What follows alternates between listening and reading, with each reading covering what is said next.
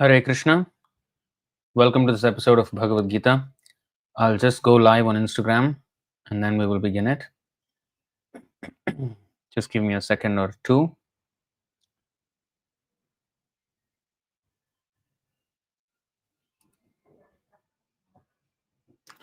All right, we are live on Instagram as well. So today we will be studying Bhagavad Gita, chapter 11, text 33. And the topic is becoming an instrument in Krishna's mission, Krishna's plan. Om Namo Bhagavate Vasudevaya. Om Namo Bhagavate Vasudevaya.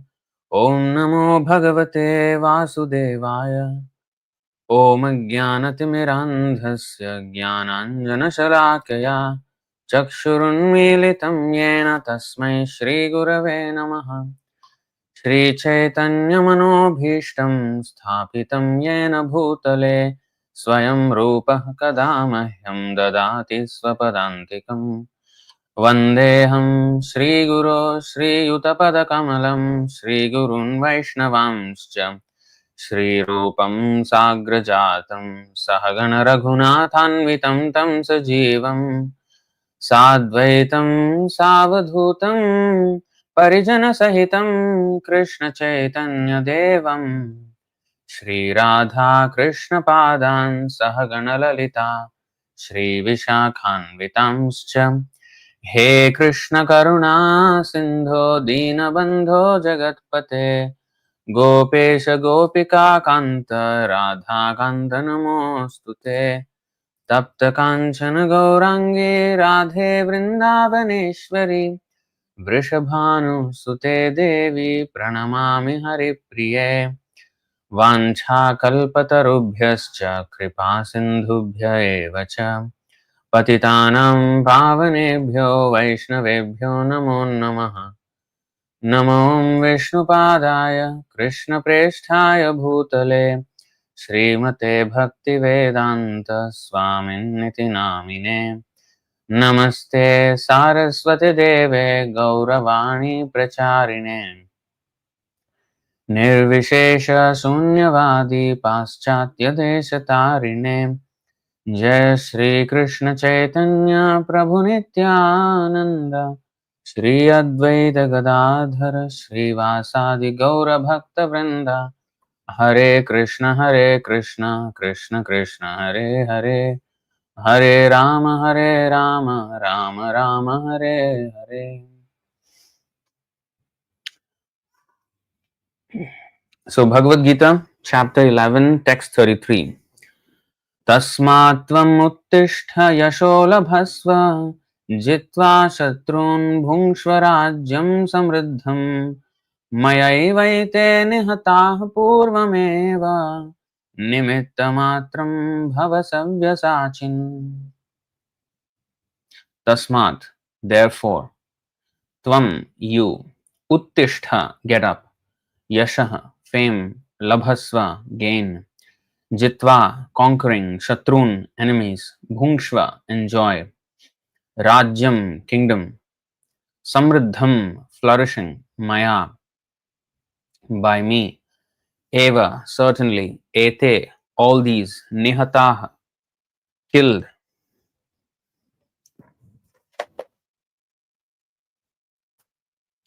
purvameva, by previous arrangement, nimittamatram, just the cause, bhava, become, savyasachin, O Savyasachi.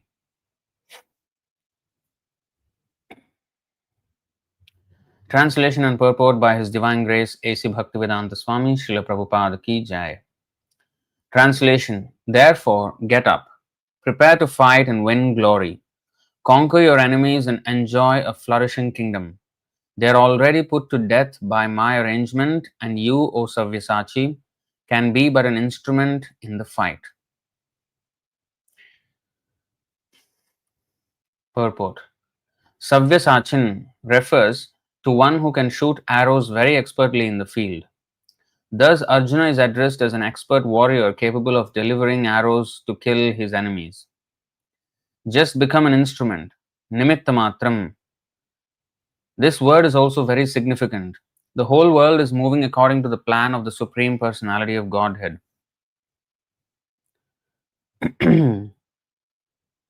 Foolish persons who do not have sufficient knowledge think that nature is moving without a plan and all manifestations are but accidental formations. There are many so called scientists who suggest that perhaps it was like this or maybe like that, but there's no question of perhaps and maybe. There is a specific plan being carried out in this material world. What is this plan? This cosmic manifestation is a chance for the conditioned souls to go back to Godhead, back to home. As long as they have the domineering mentality which makes them try to lord it over material nature, they are conditioned. But anyone who can understand the plan of the Supreme Lord and cultivate Krishna consciousness is most intelligent. The creation and destruction of the cosmic manifestation are under the superior guidance of God. Thus, the battle of Kurukshetra was fought according to the plan of God. Arjuna was refusing to fight, but he was told that he should fight in accordance with the desire of the Supreme Lord. Then he would be happy. If one is in full Krishna consciousness and his life is devoted to the Lord's transcendental service, he is perfect. So, this is a very important, extremely important verse from the Bhagavad Gita, and there's a lot of nuance, there's a lot of intricacy um, in this verse. So, first thing is, Mayaivaite nihataha purvameva. So, Krishna is saying, Arjuna, now you have sat down, giving up all your weapons, and you don't want to fight because you don't want to kill them. Let me tell you, I have already arranged for them to be killed. Whether you kill them or not, they will be killed. So that's my arrangement. So your not acting or your acting will make no difference in the final outcome.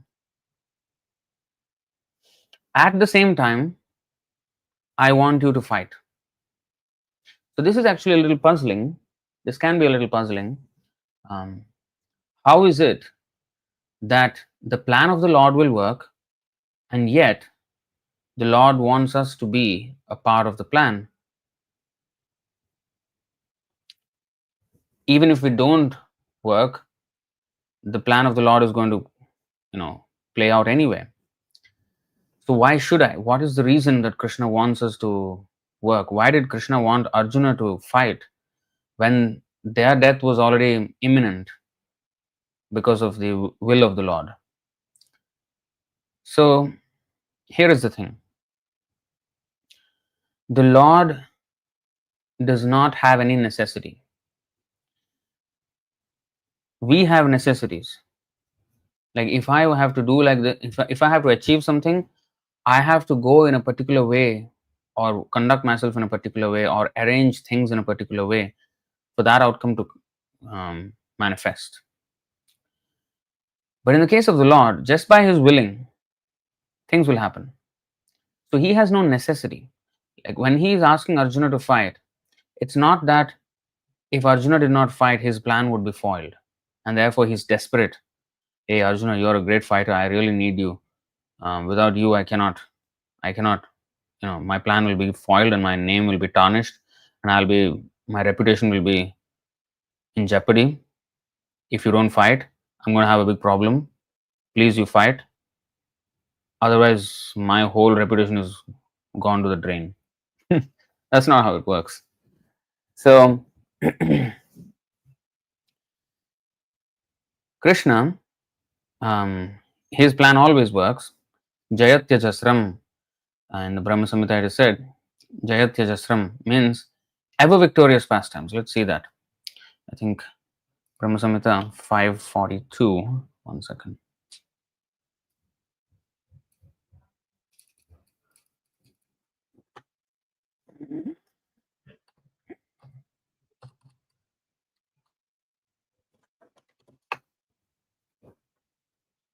Jayatya Jasram. आनंद चिन्मय रसात्मतया मनस्सु यः प्राणिनां प्रतिफलं स्मरतामुपेत्य लीलायतेन भुवनानि जयत्यजस्रं गोविन्दमादिपुरुषं तमहं भजामि. Okay. Jayati ajasram, ever triumphantly dominates this mundane world. Bhuvanani jayatyajasram, ever triumphantly dominates. So, what ever triumphantly dominates this material world? The pastimes. The Lord, through his pastimes, Leela Yatena, by his pastimes, he ever triumphantly dominates in this material world. So his plan is ever triumphant. There is nothing that will stop his plan. So when he asks us to be a part of his plan, that is a call of mercy. So he does not have necessary, but if we serve him, then we will be blessed. Otherwise, what are we going to do? What are we going to do? We will be the instruments in the hands of Maya then. And there we will be entangled. So it is mentioned here, Prahlad Maharaj very nicely mentions,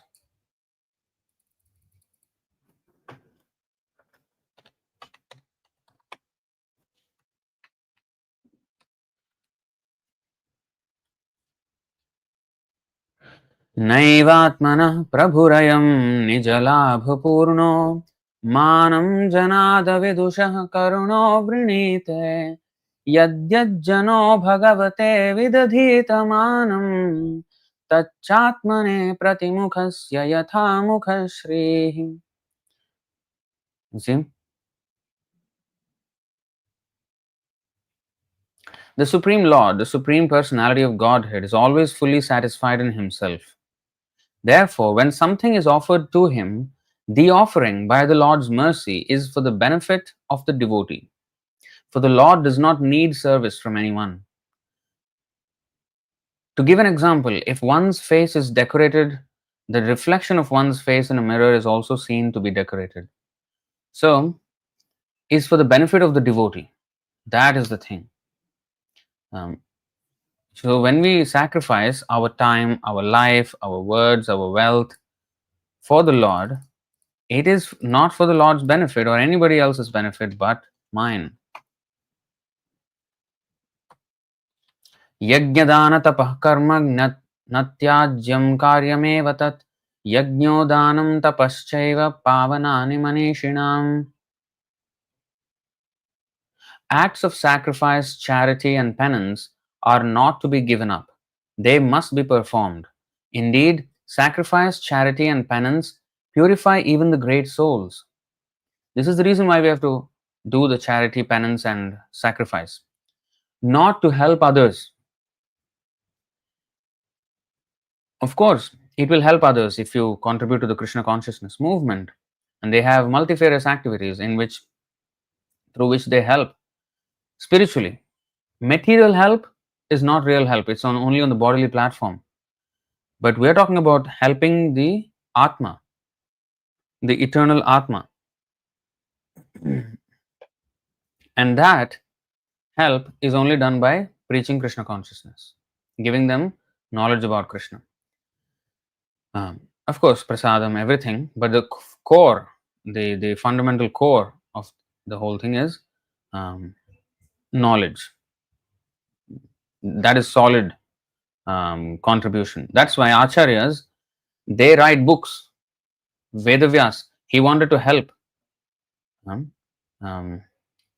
What is that? Lokasya janato vidvams chakre satvita samhitam.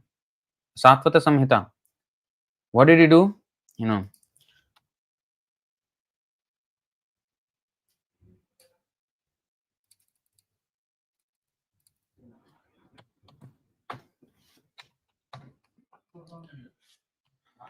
See, he said, Yasyam vai shruyamanayam, not this one, the one before.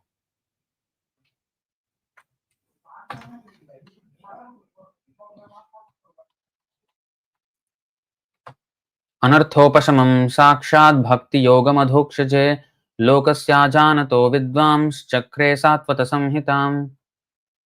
The material miseries of the living entity, which are superfluous to him, can be directly mitigated by the linking process of devotional service. So, all the material miseries can be counteracted by the link. Yoga means link. Bhakti yoga madhokshaja. So, this by bhakti yoga, all these miseries can be mitigated. But the mass of people do not know this. So, their sufferings, helping them means to bring them out of suffering. But the bringing out of suffering means not just a temporary bodily suffering. If I bring them out, then another suffering will come to torment them. He will be tormented by either adhidaivik, adhibhautik, and or adhyatmik klesha. That means miseries caused by the natural disturbances, supernatural powers, or by other living entities like colleagues, family members, even insects, dogs, whatever, or miseries caused by himself by bad decisions, or tripping and falling, or biting one's own tongue, even for that matter. So these three will torment always. So if we help someone come out of one misery, that's not going to guarantee another misery won't show up. Real help means to stop all miseries for good in one stroke, and that is by Krishna consciousness. The miseries of this life will be mitigated, and there will be no more rebirth, and thus the continuance of the miseries will be terminated. There will be no continuation of the miseries. So that's the perfect welfare activity. So the material miseries of the living entity, which are superfluous to him, actually no misery can touch the Atma. But because he identifies with the body, and when the body is, attacked, he feels attacked.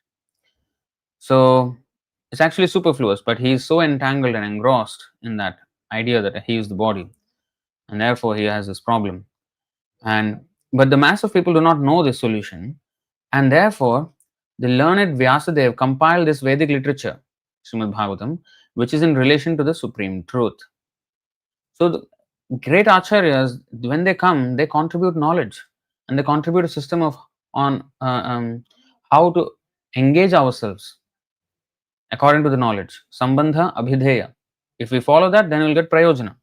Sambandha means the knowledge that establishes our relationship with the Supreme Lord, Krishna.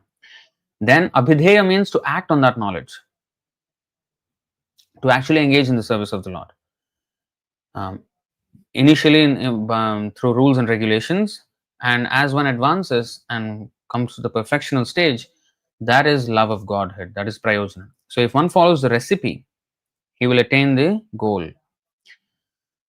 So therefore the learned Vyasadeva compiled Vedic literature. So this is real help.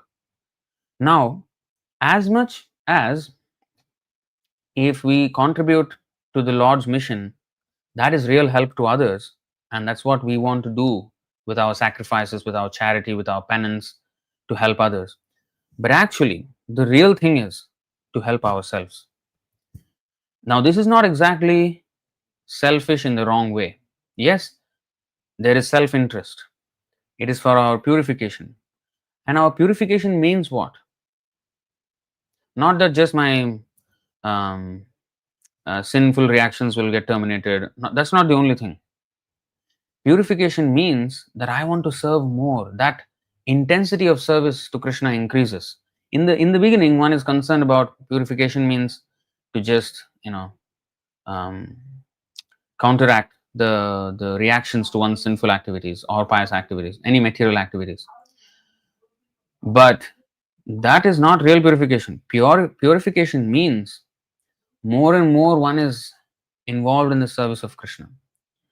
So the result of serving Krishna is that we will have more intensity of the desire to serve Krishna. The the the means is the end as well.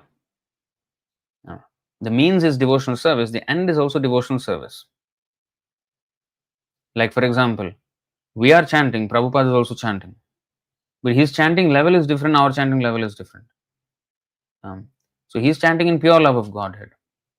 So, like that, in the end, it's not that after my chanting I will achieve something else than chanting, or after doing all those kinds of services I will achieve something else than devotional service. No, no, no. It's that same devotional service with much more intensity and purity and selflessness. So that is the purification we should need to seek.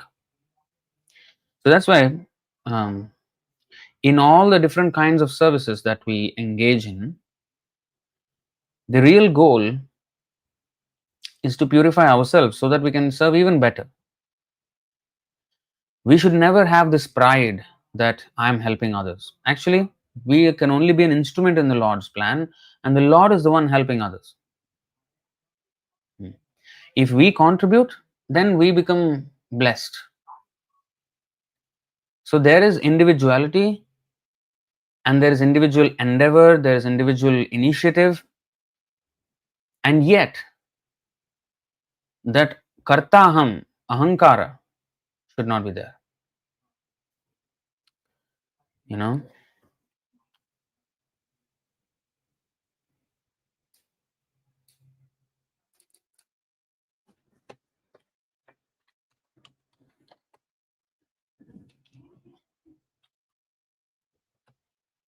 प्रकृतेः क्रियमाणानि गुणैः कर्माणि सर्वशः अहंकार विमूढात्मा कर्ताहम् इति मन्यते.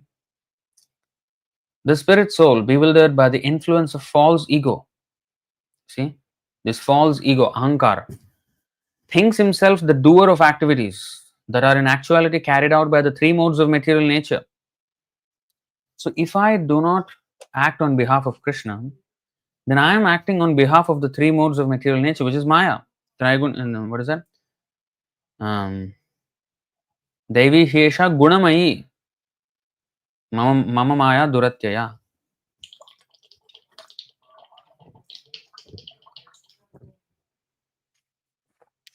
Gunamayi means comprising the three modes of material nature.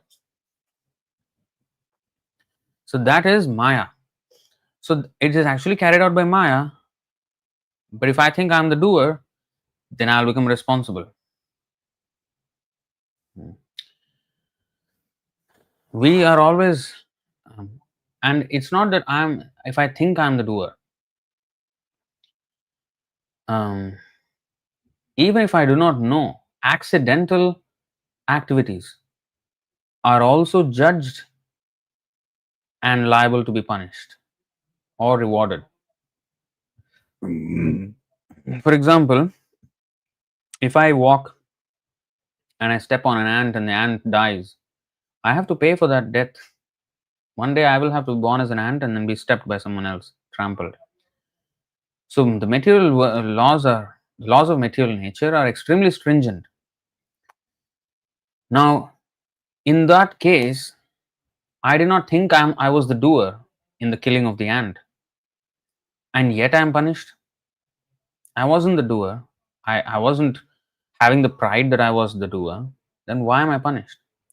Well, while we walk and inadvertently kill, our consciousness has always been gunamayi. We are in the three modes, and as long as we're in the three modes, we are not immune to the reactions of work. Only when we are Krishna conscious, then all the accidental mistakes that may happen will be excused by Krishna, because we are operating on a different realm. We are not operating as a kartaham. We are not thinking ourselves a karta. Otherwise, we are thinking we are the karta all the time in this material world. So, I may not be thinking about the particular kill of the ant, but I'm thinking I'm the karta, planning something else, thinking something else. I'm always in that mood. And I'm never immune like that. The only thing that immunizes us, prophylactic in the Ishopanishad,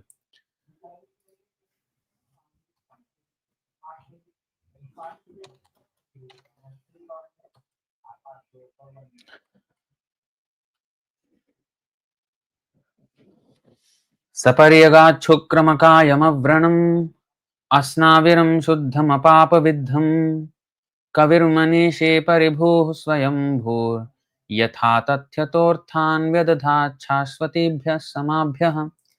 Apapaviddham means what? Prophylactic. What is prophylactic? See, Shuddham, antiseptic. Shuddham means pure. Apapaviddham means prophylactic. That means a disinfectant or a preventer of contamination. So, he is Shuddham and Apapaviddham. So, that means when we come in contact with the Lord, we are not contaminated by the reactions of past work. So, when we offer, that's why it is said, when we offer something to the Lord, it is for our benefit. When we do some sacrifice and penance and charity, it is for our benefit we're doing. So therefore, we should never be stingy. Otherwise, we are stingy about our own progress. So in this way, we have to understand. That is called Kripana. It's like Kripana means miser. Brahmana means a liberal person. You know. So Kripana is just opposites. So Kripana, he has so much money, but he does not benefit from that money. He just keeps it stacked up, and then he is happy seeing it. Brahmana means he utilizes that money in Krishna's service, and therefore he actually benefits. So when we use it liberally, we're actually investing in our own purification by doing that.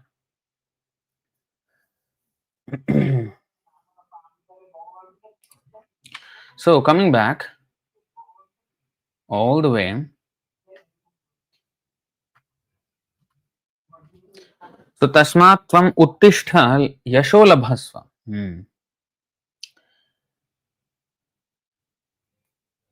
Okay, so we were talking about Maya Vaite Nihata Purvameva. So the Lord's plan is always going to work, and we have to just be an instrument. So that's what we have learned.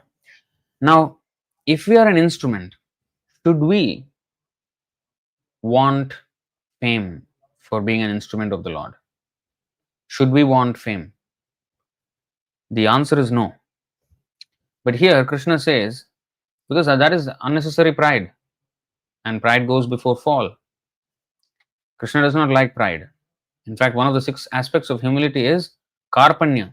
Karpanya means humility. So, Chaitanya Mahaprabhu also said, Trinadapi Sunichena. Trinadapi Sunichena means humbler than the blade of grass, more tolerant than the tree, Tarorapi Sahishnuna. So, he does not like that we should advertise, we should want to be known for our devotional service. That is a contamination. Absolutely contamination. And there's one verse actually. This is in the 11th canto. Advertise.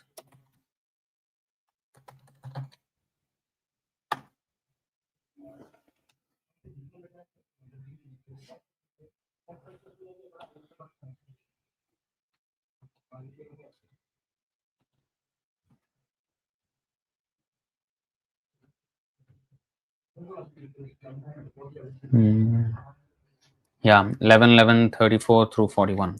So you see, a devotee should never advertise his devotional activities. Therefore, his service will not become the cause of false pride. See that? This is very important.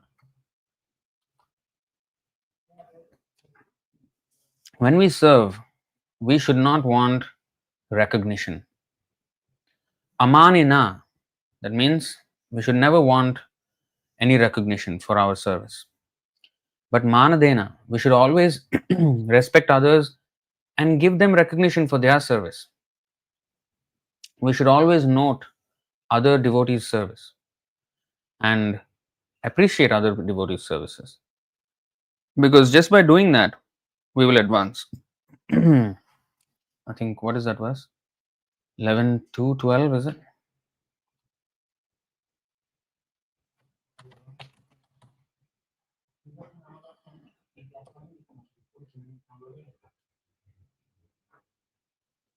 Yeah.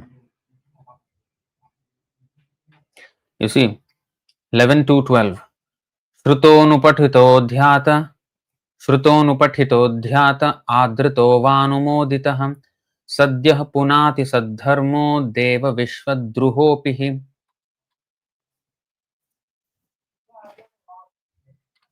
Pure devotional service rendered to the Supreme Lord is spiritually so potent that simply by hearing about such transcendental service, if we hear about somebody else's nice service,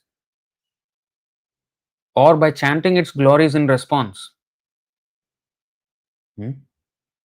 by meditating on it, by meditating on their devotional service, by chanting the glories of such devotional service, by respectfully and faithfully accepting it, following the process, or by praising the devotional service of others, even persons who hate the demigods and other living beings can be immediately purified.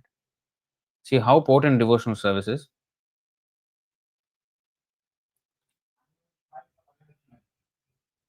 Hearing about such transcendental service, chanting its glories in response, meditating on such service, even meditating on the service, by respectfully and faithfully accepting the service, or by praising the devotional service of others, even persons who hate the demigods and other living beings can become immediately purified. This is also explained by Kunti Devi. शृण्वन्ति गायन्ति गृणन्त्यभीक्ष्णशः स्मरन्ति नन्दन्ति तवेहितं जनाः त एव पश्यन्त्यचिरेण तावकं भवप्रवाहो परमं पदाम्बुजम्. O Krishna, those who continuously hear, chant, and repeat your transcendental activities or take pleasure in others doing so. That means if somebody is chanting and repeating the transcendental activities of Krishna, and if we take pleasure in them nicely chanting and reading and hearing, taking the devotional service, and if we become happy by doing that, certainly they see your lotus feet, which alone can stop the repetition of birth and death. See that? So, devotional service is so potent. Therefore, why did Krishna then say Yasholabhasva? Means gain, win glory. See what he's saying. Gain fame, Yasholabhasva. Yashaha labhasva. Gain fame, conquering enemies. Is it not true that we should not see enemies and friends? We should be equipoised towards everyone. Why is he talking again these conquering enemies and gaining fame? Are these not material things? Why should we want them? These are, in fact, there is this verse. These are called weeds in devotional service. Nishiddhachara, kutinati, jiva himsana, labha puja, pratishthaadi jata upashakhagan. Some unnecessary creepers growing with the bhakti creeper are the creepers of behavior unacceptable for those trying to attain perfection, diplomatic behavior, animal killing, mundane profiteering, mundane adoration, and mundane importance. Mundane adoration and mundane importance, these, you should not have these things. Pratishtha, you see, puja, pratishtha, adoration achieved by satisfying mundane people. Pratishtha, becoming an important man in material calculations. So even in devotional life, we should not want to become an important man and what is that? What is the other one? That we should be adored by others. That's not. We should never derive our happiness from that. We should derive our happiness in just pure glorification of the Lord, which will purify us without any motive. Ahai tuki. Mundane adoration, mundane importance, all these are unwanted creepers. So these things are condemned, right? So what is this Yashola Bhasva, Jitva Shatrun, Bhungshva Rajyam, enjoy kingdom, Samriddham, enjoy a flourishing kingdom. What is all this? Gain fame, conquer enemies, enjoy a flourishing kingdom. These are all materialistic things. Why is Krishna saying like this to Arjuna? So all of these, as much as they can be misunderstood to be materialistic things, there is a very important thing here. Yashola Bhasva. And in the morning we sing in the Guru Puja, Ebe Jasha Ghushuk Tribhuvana. Ebe Jasha, Jasha means Yasha, Yasha means fame.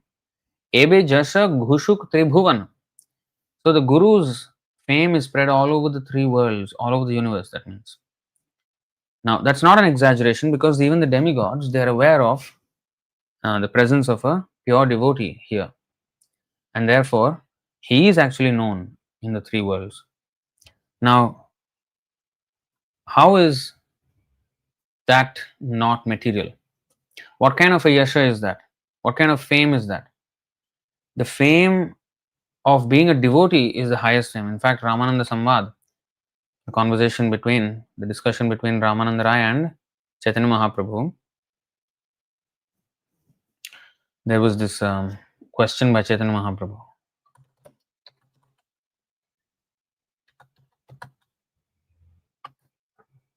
You see, Chaitanya Mahaprabhu asked, 8:246 Madhya, Kirtigana Madhye Jiver Kon Bada Kirti, Krishna Bhakta Boliya Jahar Hoye Khyati. Sri Chaitanya Mahaprabhu then asked Ramananda Rai, out of all glorious activities, which is the most glorious? Ramananda Rai replied, that person who is reputed to be a devotee of Lord Krishna enjoys the utmost fame and glory. So if we are known as a devotee, if we are reputed to be a top-notch devotee, that is spotless fame. But why should I want to be known as a topmost devotee? Does a topmost devotee not want any honor? That's Chaitanya Mahaprabhu's instruction, right? Trinadapi sunichana, tarorapi sahishana, amanina, mana dena, kirtaniya sadahari. So what is this? So this is how it works. So, in the Bible, it's very nicely said. Those who humble themselves will be exalted. Those who exalt themselves will be humbled. So if I want to be important, if I want to be this big time devotee, I will be humbled by the Lord. He doesn't like it. But if I am a humble servitor of the Lord will ensure that my fame will be spread. We should not want it. The Lord may decide, may or may not decide also. But you see, Prahlad Maharaj, he was undergoing the torture that his father was putting him through. And he was always glorifying the Lord, so actually he wasn't feeling anything. But in all of that, he was not doing that so that in the future people will glorify him to be a great devotee. So I must put on good show now. So therefore, and then my glories will be known many yugas later. No plan like that. And even after he underwent all of that, he did not make any plan to write an autobiography, to know, to say how great he is. Nothing. The Lord arranged. And even when they were forgotten, many millions and millions and millions of years ago, Prahlad Maharaj came. How many times in every Kali Yuga there is degradation of religious principles? Not only Kali Yuga. I mean, when there is no parampara, like in Bhagavad Gita, Krishna said, Evam parampara praptam imam rajarshayo viduhu sakale neha mahata yogo nashtah parantapa. So, over the course of time, the pure knowledge, Krishna consciousness, pure knowledge of Krishna consciousness coming down in the parampara system becomes lost. And at that time, who revives? The Lord revives. Dharma samsthapanarthaya sambhavami yuge yuge. So he comes in different forms and he sends his acharya, he sends his devotees as acharyas in this world, as messengers in this world, and then revives again the same devotional service. So in this way, he is, and then he revives the knowledge. Like for example, now we are reading about Prahlad Maharaj. Many millions of years ago it happened, but today we are reading. Prahlad Maharaj did not make any attempt to do that. And even if we do make an attempt, that will be lost in the annals of history. It will be lost. Nobody remembers.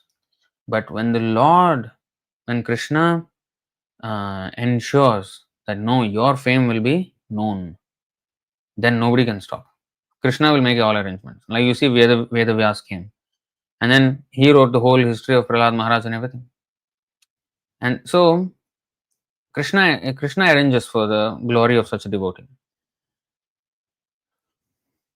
Now, what is the use? What is the use of being reputed as a devotee? Why activities of Prahlad Maharaj or Dhruv Maharaj or any of the great devotees mentioned in the Bhagavatam and Chaitanya Charitamrita, why are they mentioned? Why would Krishna want their fame? Or even Hanuman, for example. You see, Hanuman was just humbly serving the Lord. Yes, he was doing great service. He was jumping here, carrying mountains, literally carrying mountains. So he did everything, but he never was proud that he was independent. He wanted to be known as a great devotee. No, he just wanted to be a humble servant of Ramachandra. Because of that, Ramachandra Bhagavan, he ensured that Hanuman's fame will be known till the end of time. So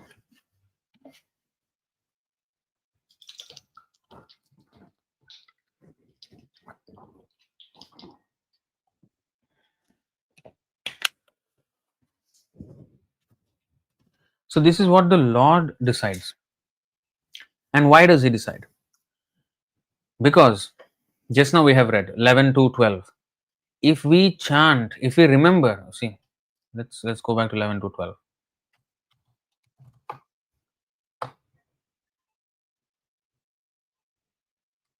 Pure devotional service rendered to the Supreme Lord is spiritually so potent that simply by hearing about such transcendental service, by chanting its glories in response, by meditating on it, by respectfully and faithfully accepting it, or by praising the devotional service of others, even persons who hate the demigods and all other living beings can be immediately purified. So, to purify others, Krishna ensures that the glories of his devotees are always broadcast. So, whoever comes to know of those glories, they will get purified.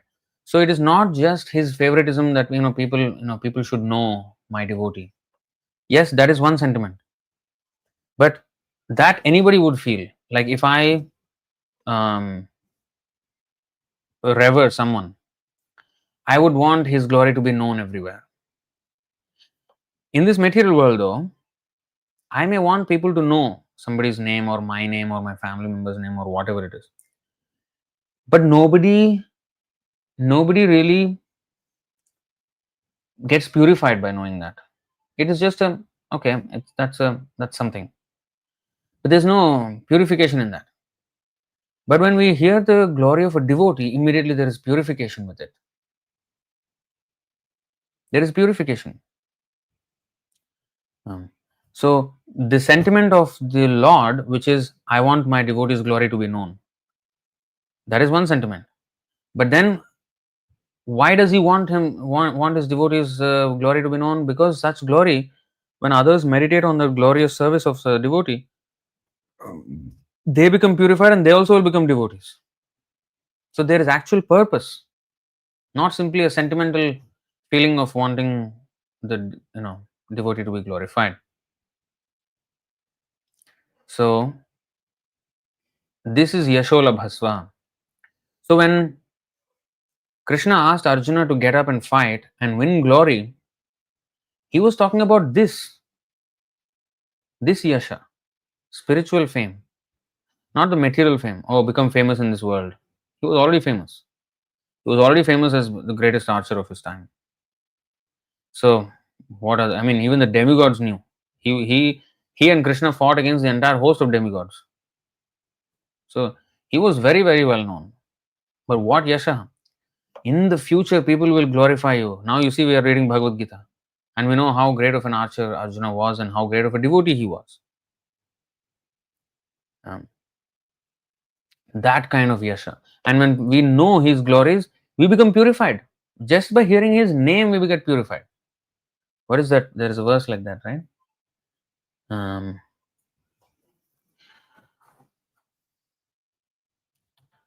what is that? A devotee, just by inviting into our homes, by even remembering their activities, we get purified.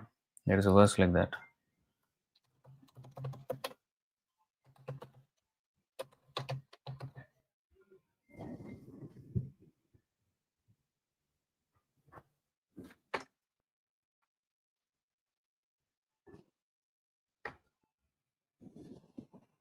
No. What to speak of? What to speak of? Yes, it-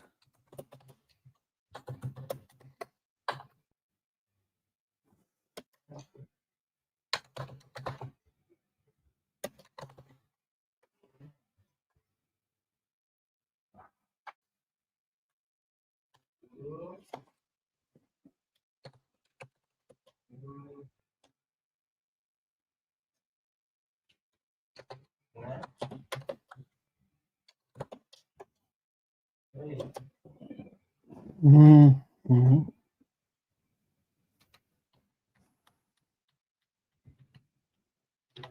Oh, this is so bad. Oh, yeah, 119. Yeah, that's the one. Okay.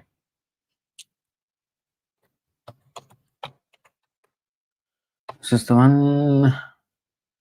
Graha, yes. येषां संस्मरणात् पुंसां सद्यः शुद्ध्यन्ति वै गृहाः किं पुनर्दर्शन स्पर्श पाद शौचासनादिभिः 1933. Simply by our remembering you, our houses. See, I was searching for homes. Houses. Purified, no, sanctified. Okay. So simply by our remembering you, our houses become instantly sanctified. See, this is the quality of devotee. This is the quality of devotee. So when the Yashola Bhasva, that Yasha, if we chant, this is what happens. Simply by our remembering you, you means devotee here. Our houses become instantly sanctified. And what to speak of seeing you, touching you, washing your holy feet, and offering you a seat in our home. So when we are, say, for example, now touching the Bhagavatam, Bhagavad Gita, and putting it in a nice place in the home and the altar, and then reading every day, we are remembering their pastimes. So our homes become sanctified just by these books. It's not just by the presence of the books, it's when we engage with the books. That's the real purification. Of course, by them being there also is purification, but the real purification starts when we engage, because Lord is there everywhere. Even when the books are not there, in every atom He is there. Huh? So Lord's presence is always there. We are not connecting with the Lord. That's the real problem. Of course, Prabhupada said if you touch the books, even then there is purification. Yes, there is.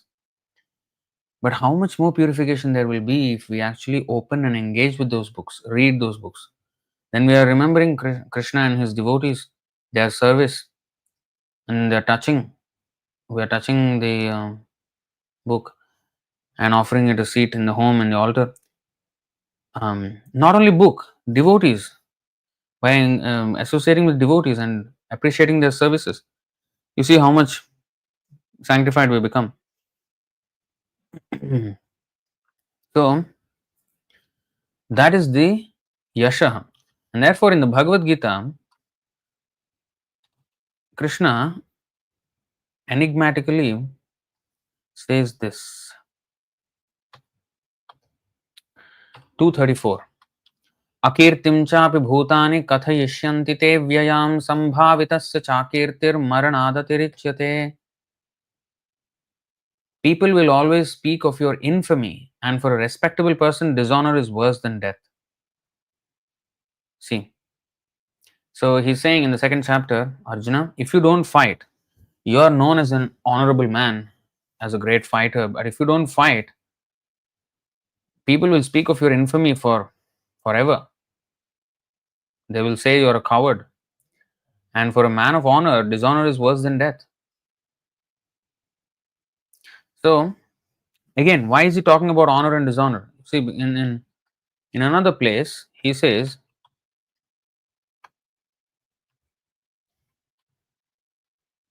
not this, Tulya Ninda Stutir Mauni. Tulya Ninda Stutir. Come on. 12, 18, 19. You see, 19. Tulya Ninda Stutir Mauni. See, what is that meaning?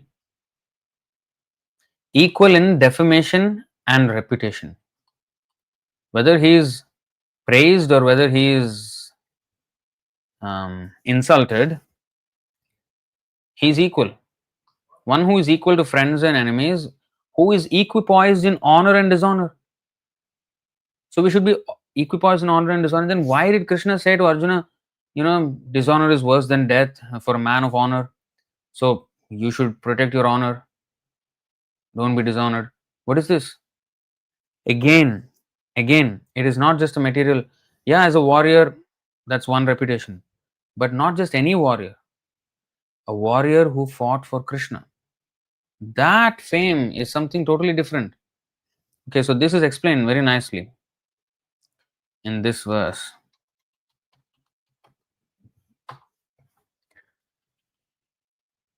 तेनीकपा रघुपतेरभिपत्य survey द्वन्द्वं वरूथमिभपत्तिरथाश्वयोधैः जघ्नुर्द्रुमैर्गिरिगदेषुभिरङ्गदाद्याः सीताभिमर्शहतमङ्गलरावणेशान्.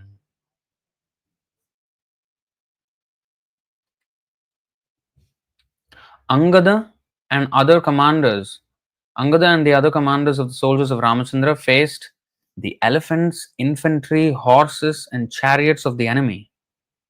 So, very sophisticated army Ravana had.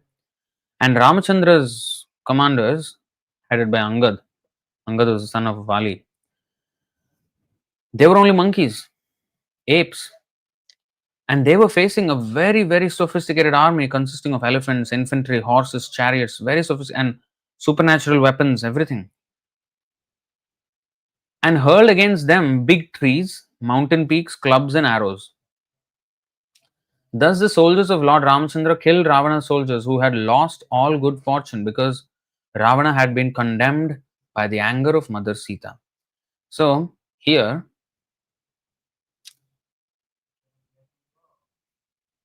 Ravana had a very sophisticated army. Ramachandra's army was very unsophisticated, very primitive,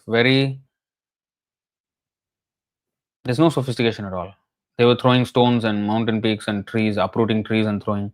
And they were using supernatural weapons, magical weapons. So, like no match. The only people who throwing some arrows were Ram and Lakshman. Other than that, everybody was throwing stones. So you see, purport. The soldiers of Lord Ramachandra recruited in the jungle. You see, he recruited them in the jungle. Whereas Ravan's son was Indrajit, who defeated Indra, the king of heavenly planets. His father is Ravan. So, I mean, imagine. And here, Ramachandra, he recruited recruited all his soldiers in the jungle. Were all monkeys and did not have proper equipment with which to fight the soldiers of Ravana. For Ravana's soldiers were equipped with weapons of modern warfare, whereas the monkeys could only throw stones, mountain peaks, and trees. It was only Lord Ramachandra and Lakshman who shot some arrows. But because the soldiers of Ravana were condemned by the curse of Mother Sita, the monkeys were able to kill them simply by throwing stones and trees. There are two kinds of strength, Daiva and Purushakara. Daiva refers to the strength achieved from the transcendence, and Purushakara refers to the strength organized by one's own intelligence and power. Transcendental power is always superior to the power of the materialist. Depending on the mercy of the Supreme Lord, one must fight one's enemies even though one may not be equipped with modern weapons. Therefore, Krishna instructed Arjuna, Mam anusmara yudhyacha. Think of me and fight. We should fight our enemy to the best of our ability, but for victory we must depend on the mercy of the Supreme Personality of Godhead. Very relevant to today's point, which I want to actually delve upon. I'm going to come to that. Now I'm talking about Yasha, the fame. You see, Yasholabhasva. So, when Krishna says, "Oh, fight and win glory," and for a man of honor, dishonor wasn't, a devotee should conduct himself in such a way that he brings reputation to the entire parampara. That honor is different from, wanting honor for one's vanity. It's just like one's own hubris.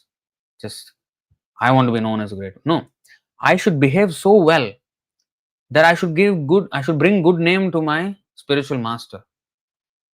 When people see me, they should be so impressed. Not because I want to, be impressive and just I want to be gratifying my ego. No, so that where did you learn all these things? How did you know? My Guru Maharaj.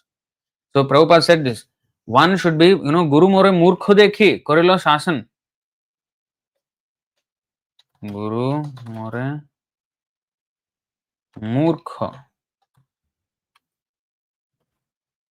शासन आदि 771 प्रभु को है सुनो श्रीपाद इहार कारण गुरु मोरे मूर्ख देखे करेलो शासन शासन Chaitanya Mahaprabhu replied to Prakashanand Saraswati, My dear sir, kindly hear the reason. My spiritual master considered me a fool and therefore he chastised me. So Prabhupada said, we should always be a fool in front of our spiritual master, but we should not actually be a fool. What does that mean? We should always be so humble before our spiritual master. We should never have this pride that I'm better than my spiritual master or I'm good enough, I'm a good disciple or whatever. No, one should always be a fool in front of one's spiritual master. But one should not actually be a fool. Like when we are going outside and meeting the materialistic people, we should not be a fool. People will laugh at us. And laugh at us means what? Laugh at me, it doesn't matter. But they laugh at where you come from, what culture, what kind of religion, what you are following. You're a fool like this. Our entire parampara is insulted like that. All the acharyas who have worked so hard to benefit us and how much service they did to Krishna, all that will be insulted by us being a bad representative of our Guru Maharaj. So therefore, we should know our stuff. When we preach, we should know. We should have, first of all, first-class character. Our sadhana should be very good. We should be following all the rules and regulations. And we should know also the Shastra so well, and we should know how to apply that Shastra in arguments, in debates, and also in action. So people see our behavior. Oh wow, he's so well behaved. He's so knowledgeable. He can answer anything. How did you learn all this? Where did you learn? Well, Prabhupada. Oh, what is this? Who is this? And then see the reputation. So we should act always honorably. Now, if Arjuna did not fight, the honor that Krishna gave him, that he is a close friend of Krishna, that will be people will mock at it. Oh, what kind of a friend of Krishna is this? Is a coward. And Krishna does not like his devotees to be mocked at like that. So, as a devotee, we should know how to conduct ourselves. We should bring reputation and honor to our spiritual master. And anybody who gives any respect, oh, you are so knowledgeable, immediately one should think of one spiritual master. No, it's all Srila Prabhupada's mercy, Chaitanya Mahaprabhu's mercy, Krishna's mercy, Vaishnava's blessings. Not me.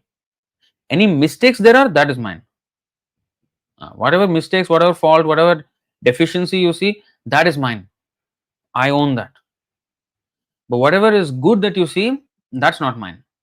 That is because I cannot do anything. Ekaki amar nahi paye bala. Bhaktivinoda Thakur said, Ekaki amar nahi paye bala harinam sankirtane. Alone I have no strength to do this. So if I am doing something, it is only by the blessings of Krishna, Chaitanya Mahaprabhu, the predecessor acharyas, all through our spiritual master and the Vaishnava's blessings. Otherwise, we cannot do anything good without their mercy. So it is they who are doing good, and I am an instrument in their plan. That's how Prabhupada always saw himself. He took great steps, great endeavor. He went to great lengths to push the movement forward. He undertook so much hardship, but he always felt that I am just an instrument. I want to be an instrument in the Lord's plan. That's why when he went to Boston, he reached the American shores. He prayed, "Oh Lord, my name is termed Bhakti Vedanta, but I have no bhakti and I have no knowledge of Vedanta.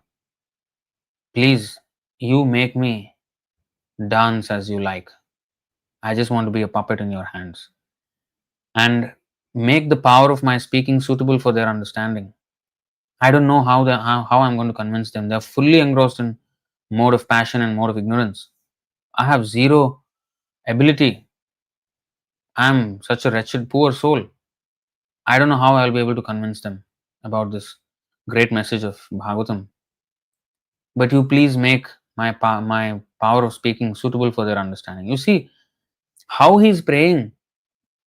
That's why we should always read the songs and the prayers of devotees. Then we will know how to even pray. Then we will know how to even think like a devotee. No, I am number one disciple of my guru. Nobody went. I am coming to America. I am coming. I will do this great job. That kind of people never will go to America, never will be able to actually do anything about executing the order of the spiritual master. They cannot do anything. Only a person who is humble and finds himself an instrument, thinks of himself as an instrument in Krishna's plan, and considers it his privilege to be an instrument in Krishna's plan, he will be engaged by Krishna as his instrument. Without that instrument, Krishna can do his plan, no problem. But we should always want to be his instrument. And if we want, Krishna will employ us.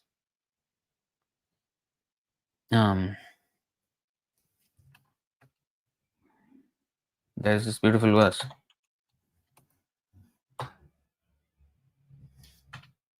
Antya 2037. प्रेम धन विना व्यर्थ दरिद्र जीवन दास करे वेतन मोरे देह प्रेम धन. Without love of Godhead, my life is useless. Therefore, I pray that you accept me as your servant and give me the salary of ecstatic love of God. I want to be employed by you, Krishna, and my salary should be ecstatic love of God. So that means I should work so hard, so I'll get my bonus. I'll get my, what is that? Performance package, as they say in corporate circles. What is the performance package? The more we perform, ye yatha mam prapadyante tams tathaiva bhajamyaham. As much as we surrender, as much as we serve, the Lord rewards accordingly. So this is performance package. The more we performance not just a stage theatrical performance. The more we engage, the more purely we engage in Krishna's service, the more we will be in ecstatic love of Godhead. Bhaktisiddhanta Saraswati Thakur versified this verse, which is in Bengali, into English. He said,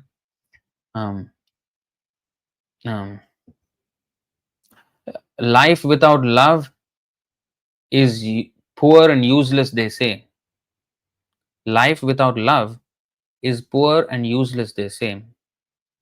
Employ me in thy service, O Lord, with love as my pay. Employ me in thy service, O Lord, with love as my pay. So life without love is useless. But I don't want this normal material love. No. I want to love you. Krishna.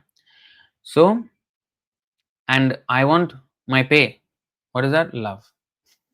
Nothing else. Employ me in thy service. I want to be your employee.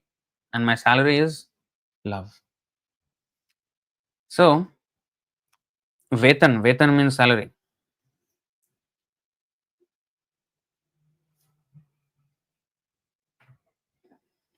So, Yashola Bhasva. So, although we should never want any recognition, Krishna will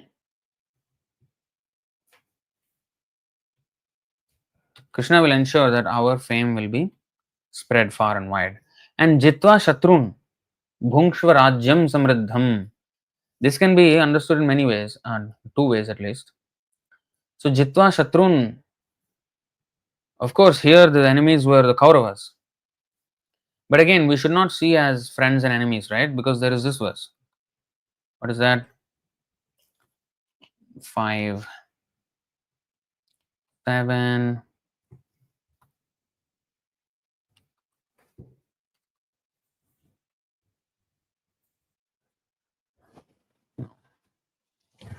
Six, 9, 6, 8, 6, 9.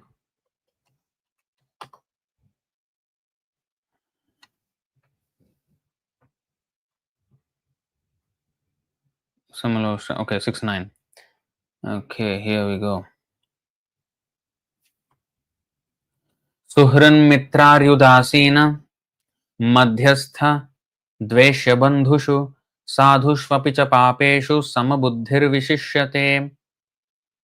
A person is considered still further advanced when he regards honest well-wishers, affectionate benefactors, the neutral, the mediators, the envious, friends and enemies, the pious and the sinners, all with an equal mind. So we should treat them all equal. Then why is he saying Jitva Shatrun? What is this? Conquer your enemies. Why? Should just see equal, not like conquer, I should be better than them. No. Equal means doesn't mean that I go and embrace a tiger. I should know how to deal with different kinds of living entities. I may see equal, but I should not be foolish to destroy my body, which can be used in the service of the Lord, just by artificial, sentimental equality and go and hug a tiger.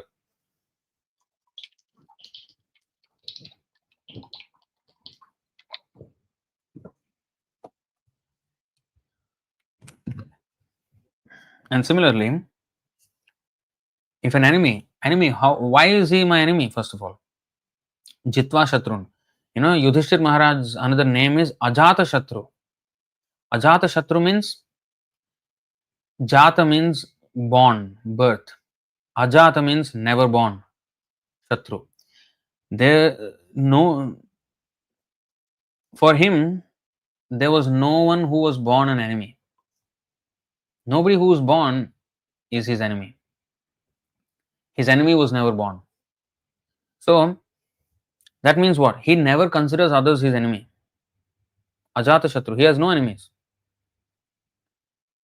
But then, Jitva Shatrun, what is this? Why is somebody a Shatru? So, this is the thing. Is Ravan an enemy of Hanuman? Yes. But because he offended Ram. That's why. And also, it's not that Hanuman hates Ravana. No, a devotee never hates anyone. As even it is said in the Bible, hate the sin, not the sinner. Hate the sin, not the sinner. If you hate the sinner, how are we going to preach? How are we going to be show compassion to him? We cannot hate the sinner because that sinner is actually a part and parcel of Krishna. How can we hate him?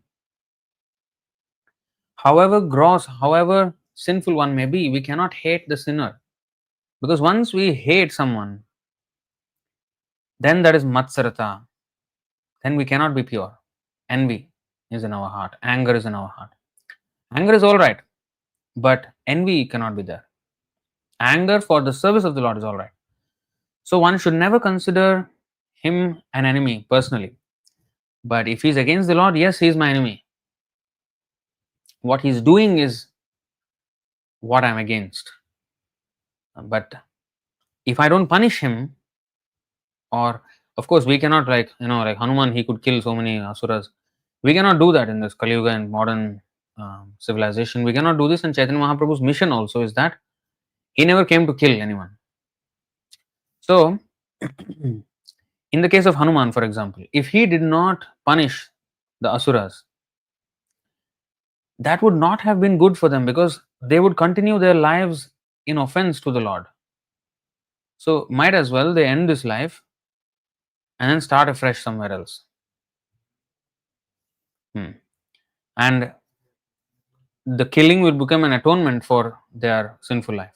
So, in this way, and getting killed by a devotee like Hanuman, killed by the touch of a pure devotee, that is a very great blessing. Just like killed by the Lord is a great blessing, killed by the devotee is also a great blessing. So, of course, not devotees don't go around killing and then say, oh, that the guy is blessed now. That is wrong, nonsense, rubbish. That means he's not even a devotee, first of all.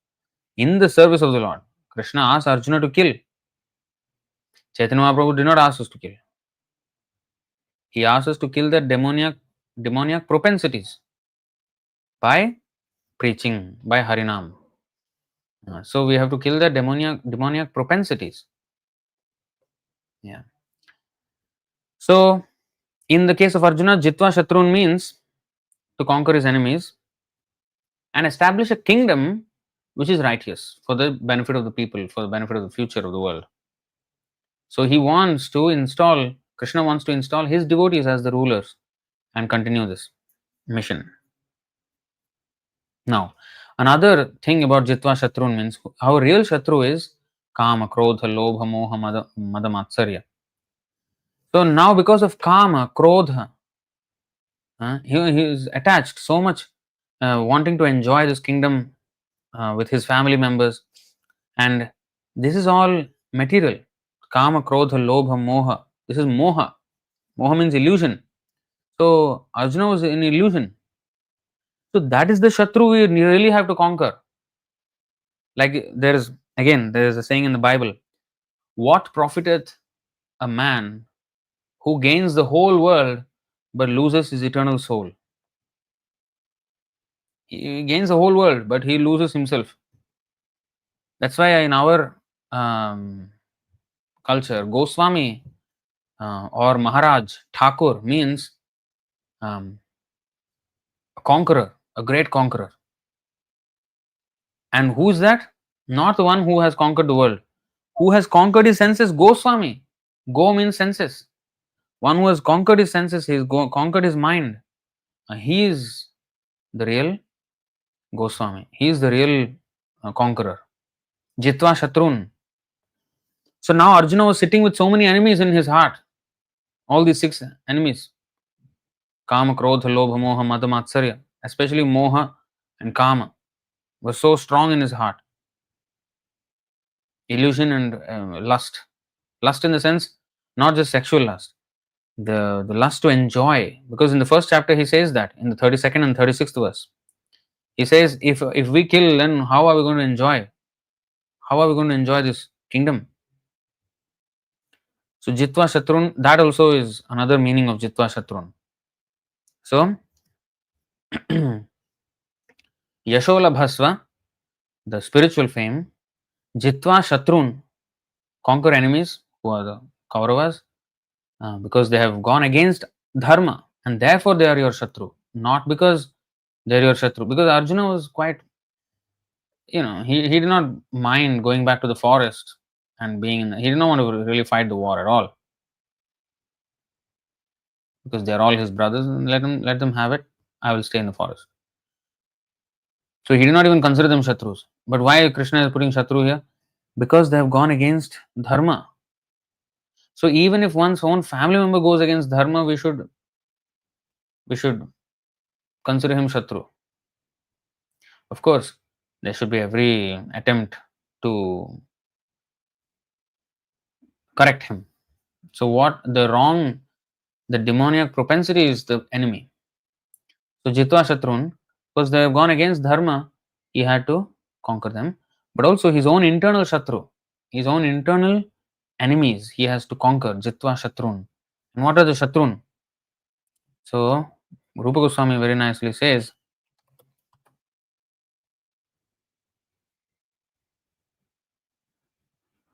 yeah, Vacho vegam manasah krodha vegam jihva vegam udaropastha vegam etan veganyo vishaheta dhirah sarvam api mam prithivim sashishyat.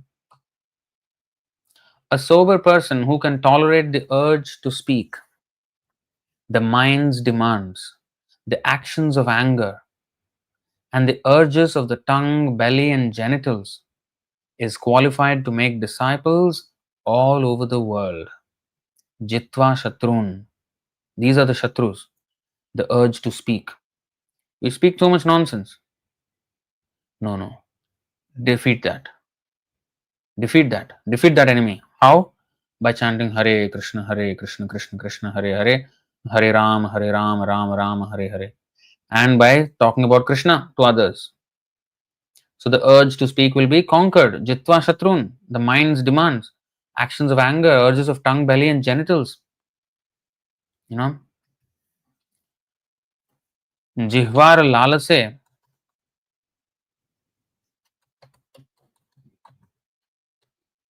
जय इति उति धाय अंत्य 6.2-7 जिह्वार लाल से जय इति उति धाय कृष्णोदर परायण कृष्ण नाहि पाए.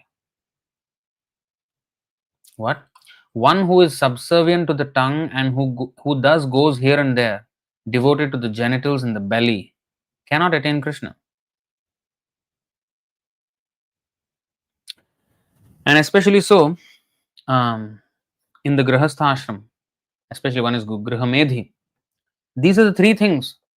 There will be nice palatable dishes cooked by the wife. Then, he'll satisfy his tongue and satisfy his belly. And then there will be pressure on the genitals, and genitals will be satisfied by the wife. So, in this way, all these three things are satisfied. So, if one is subservient to these things, one who is subservient to the tongue and who thus goes here and there, devoted to the genitals and the belly, cannot attain Krishna. Jihvar lalase jay iti uti dhai Krishna udara parayana. Instead of Narayana parayana, Vasudeva parayana, Krishna parayana, he becomes Shishnodar parayana. Krishna nahi pa. Shishna means genitals, Udar means belly. Why? Jihvar lalase. Greed for the tongue, Jihva. So in this way, Prabhupada said all in a straight line, the tongue, belly and genitals. So this whole sense gratificatory line, Krishna nahi pai, that is our enemy. What is our enemy? Sahani.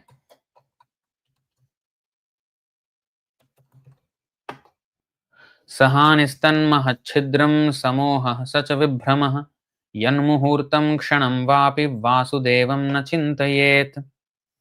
If even for a moment remembrance of Vasudeva, the Supreme Personality of Godhead, is missed, even for a moment, that is the greatest loss, that is the greatest illusion, and that is the greatest anomaly. Now, these statements may sound exaggerated, but actually not. We are in such an abnormal condition that normal seems abnormal to us. This is the normal condition. That one should feel that if one moment we have forgotten Krishna, it's just the greatest loss, greatest illusion, greatest madness, greatest anomaly. But we find that thinking of the Lord is anomaly. Normally nobody thinks about the Lord. Normally means in this material world. In the spiritual world, which is far more dense and crowded than here, there everybody thinks of the Lord. They don't forget the Lord. That is the greatest loss, that is the greatest illusion, and that is the greatest anomaly. This is normal. We are an abnormal. We are so much absorbed in the abnormal that we think normal to be abnormal and abnormal to be normal. This is our viparit tendency. So that is our enemy. And that's why there is this other verse.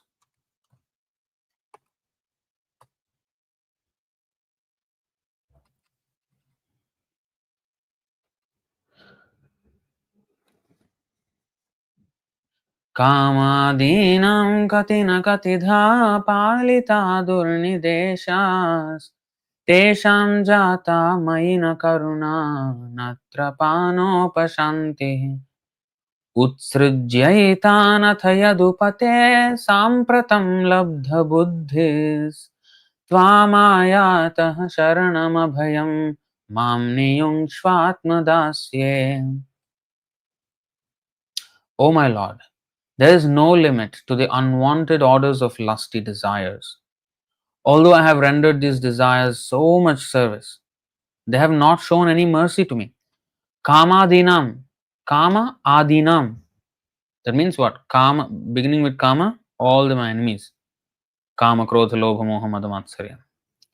They have not shown any mercy to me, even though I have rendered these desires so much service. I have not been ashamed to serve them, nor have I even desired to give them up. O my Lord, O head of the Yadu dynasty, recently, however, my intelligence has been awakened, and now I am giving them up. Due to transcendental intelligence, I now refuse to obey the unwanted orders of these desires, and I now come to you to surrender myself at your fearless lotus feet. Kindly engage me in your personal service and save me. This is actually the meaning of Hare Krishna Mahamantra. I have been serving this Kamadinam. Now I have been introduced to this great movement of Krishna consciousness movement. I have been introduced to you, Krishna, Radha Krishna. Please engage me in your service. Please engage me. I have come to surrender myself at your fearless lotus feet. Kindly engage me in your personal service and save me. This is actually the meaning of Hare Krishna Mahamantra. Jitva Shatrun. Okay, now next. Bhungshva Rajyam Samriddham. Enjoy the flourishing kingdom. What is this? Why devotees should be enjoying a kingdom? Again, enjoy means, if Krishna consciousness is there, the whole place becomes Vaikuntha. So then one can actually enjoy life in connection with the Lord. Enjoy means, why should we think that enjoy means separately from the Lord? No, that is sense gratification. That is an attempt to enjoy separately from the Lord. But we should enjoy with the Lord, in service of the Lord. Anandamaya Bhyasat. We always want to enjoy life. That is natural to us. There's nothing abnormal in that. But the endeavor to enjoy life away from God, that is stupidity, because we cannot enjoy actually. So Bhungshva Rajyam Samriddham means enjoy a flourishing kingdom. How will a kingdom flourish? And when you say kingdom, all living entities in that kingdom, animals, humans, everyone. And everyone will be with peace of mind. Ramarajya, Ramarajya, the kingdom of Lord Ram was so perfect that people did not even, they experienced no miseries, not even the animals. They only died when they wanted to. Nothing stopped them from having a very, very peaceful life. So, let's see, Kunti Devi says, hmm,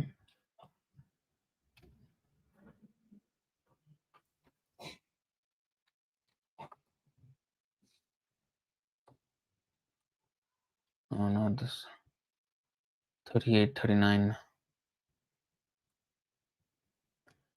39.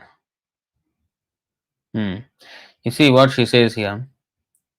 Neyam shobhishyate tatra yathedanim gadadhara tvatpadairankita bhati swalakshana vilakshitaehi. O Gadadhar, Krishna, our kingdom is now being marked by the impressions of your feet, and therefore it appears beautiful. But when you leave, it will no longer be so.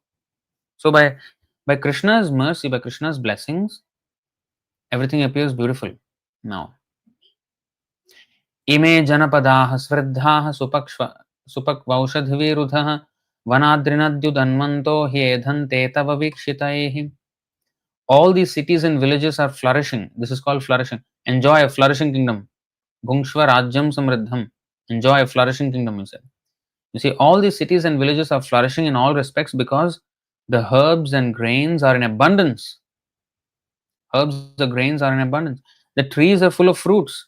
The rivers are flowing. The hills are full of minerals. And the oceans are full of wealth. And this is all due to your glancing over them. So this is flourishing. And these are just like, material things. But also the people have peace of mind. I think, what was that purport of Prabhupada? I think it's 110.4 purport. Let's see.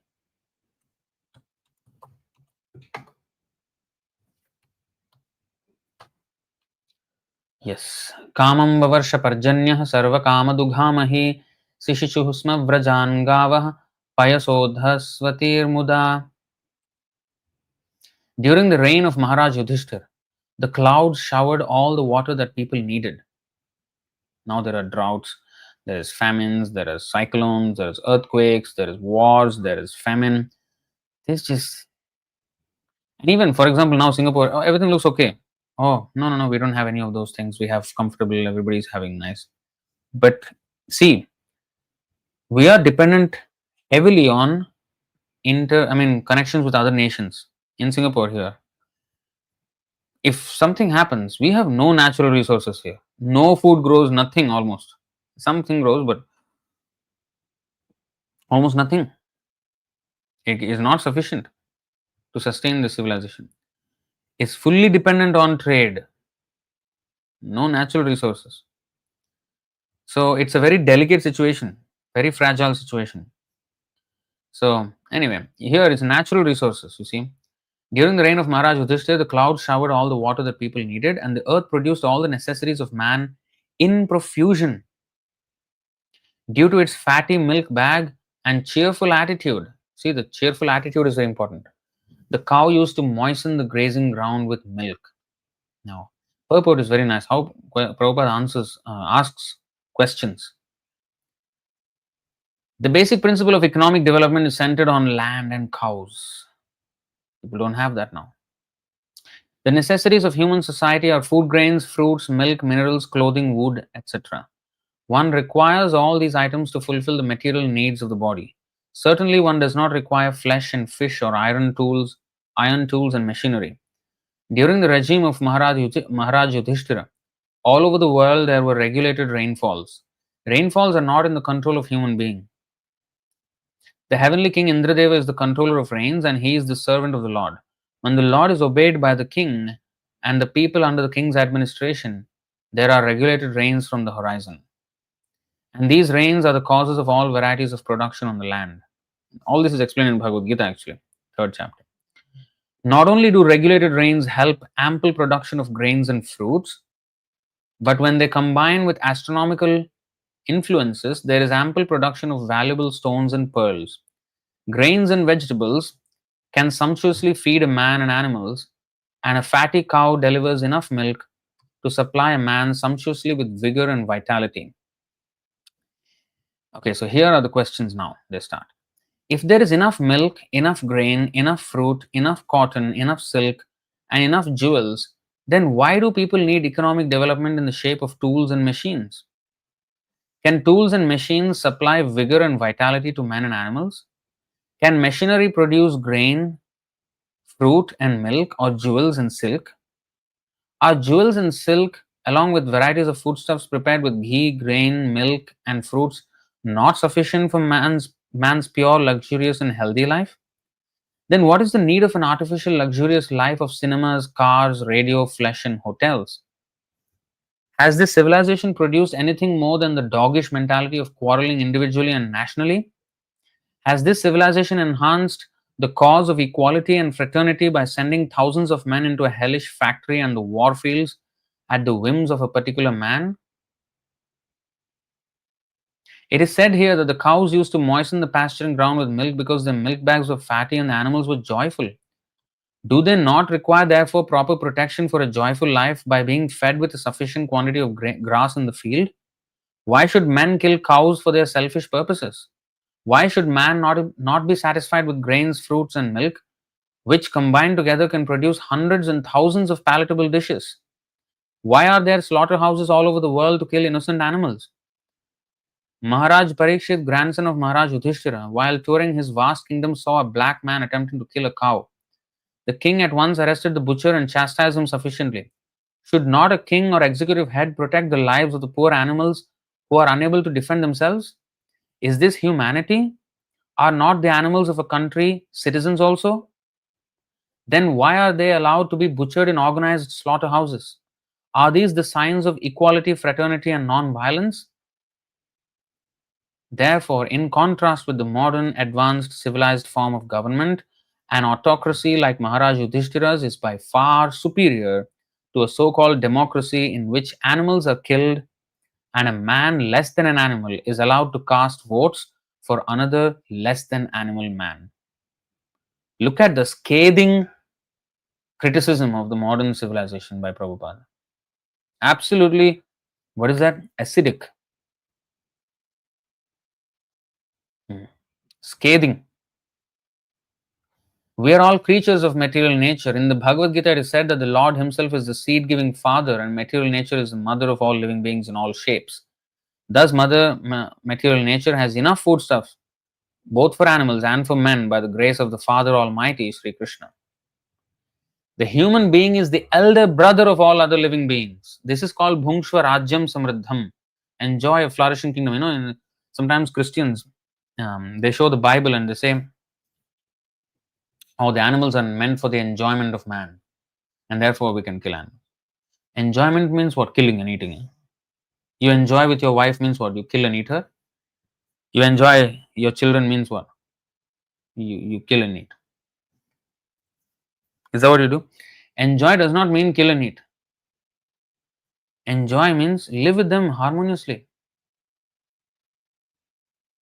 And sometimes people criticize our Vedic culture, but they say, oh, you're saying, you respect all creatures, but you bind animals and use them for your thing like bullock cart or horses, or you're advocating for this kind of civilization where the animals are your slaves.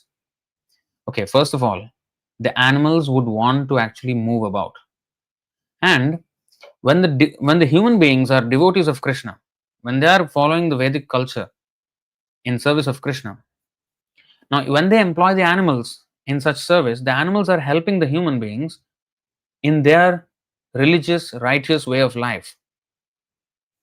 And by just doing so, they are getting Ajnata Sukriti. Just for example, say we have a horse cart, say, and we transport books in that. Okay. Now the horses are also getting benefited just by carrying the books, helping carry the books from one city to another.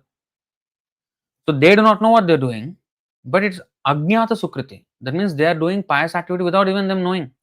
Not only books carrying, but even just carrying devotees. That is also service. So when the animals are employed in the service by human beings who are religious, then the animals also get benefit. So next life they'll get a much better position in the human body, and then they can become devotees themselves, and they can make it back to Godhead. Even animals that serve as war animals, like in the battlefield, the horses, the elephants, if the king is actually righteous, then again the animals benefit. So one has to know how to do good to others by following the instructions of Krishna, not by imagining, oh, I should not touch the animals, I should not do. No, what animals can be used? Even a donkey can be made use. Like, the story of the donkey carrying the deity. There was this donkey. Of course, the moral of the story is totally different. So the donkey was carrying there was a, the deity of Krishna. They're supposed to carry from one town where they manufactured the deity to another town. So they decided, okay, let's transport it on a donkey. And everybody was seeing the donkey carrying the deity, and everybody was bowing down. A donkey was feeling, wow, I'm so important, you know. So what happened after the deity was delivered? The donkey was coming back. Nobody was bothering about the donkey. Nobody was bowing down. Nothing. Donkey was thinking, what is happening? Then get some attention, you braid. Like a donkey, however. They make the sound hee haw like that. So the donkey was making it sound, and then everybody was throwing stones. Donkey was, what is happening? So the thing is that because of Krishna, they were bowing down to Krishna, not the donkey. So similarly, when we are empowered by Krishna, people may respect us. We should never take the pride. Oh, I did something. No, it's because of Krishna's grace we are able to do something, and people, whatever the respect they give, actually it is due to. We should forward that respect to, like email forward message, like WhatsApp message. Somebody sends you, and then you forward to someone. It is written there forwarded. So you forward those respects and praise to Prabhupada, Chaitanya Mahaprabhu, Krishna. Forward, because it belongs to them. So that was the moral of the story. But the point is, the deity was transported on a donkey. So donkeys also can be used in service of Krishna. So many ways, so many dogs also can be, like the grihapala. Of course, they're not coming inside, but they're outside and they guard. And if when we're passing by, we can give them prasadam, something like this, they can eat. So in this way, everybody can be engaged in Krishna's service to an extent. I mean, we can't engage tigers. Mm, you know. So in whatever we can, we should do. Domesticated animals. So all that is good for the society. So anyway, that is the proper condition of society. That is called flourishing.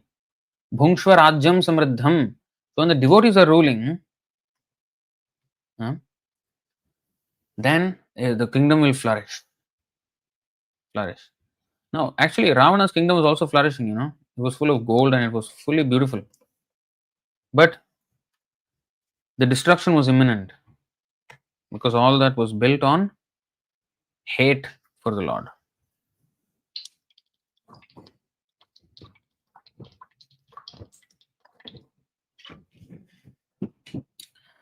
That's why we should know what is the real flourishing. So sometimes we may be confused. Materialistic people are also flourishing. How come you are saying only devotees flourish? Okay, let's see.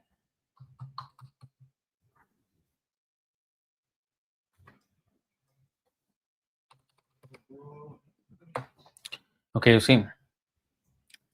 मत्प्राप्तये जेष सुरासुरादयस्तप्यन्त उग्रं तप ऐन्द्रिये धियः ऋते भवत्पादपरायणान् मां विन्दन्त्यहं त्वद्धृदयायतो जिता. 5:18-22. This is Lakshmi Devi speaking to Lord Narayana.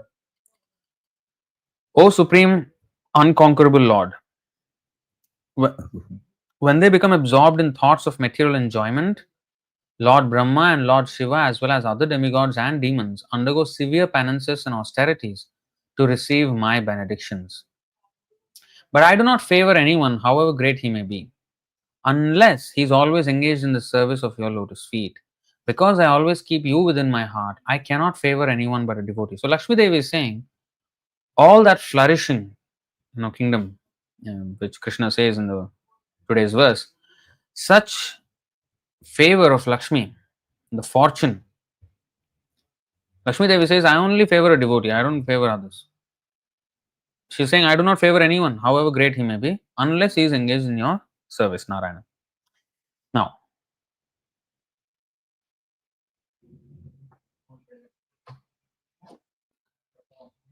here, in this verse, the goddess of fortune, Lakshmi Devi, clearly states that she does not bestow her favor on any materialistic person.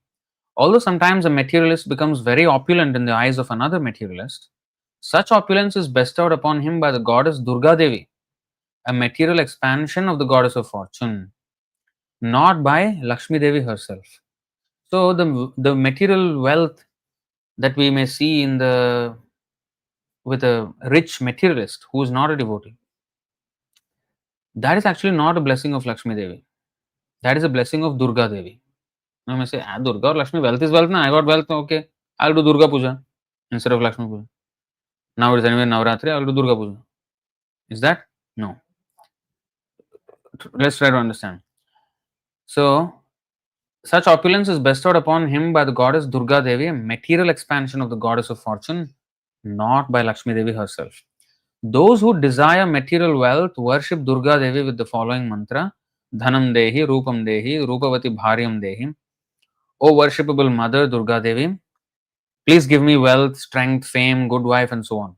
And in this Navratri, that's what they do. And then eat meat. By pleasing Goddess Durga, one can obtain such benefits. But since they are temporary, they result only in Maya Sukha, illusory happiness. As stated by Prahalad Maharaj, Maya Sukhaya Bharam Udvahato Vimodhan.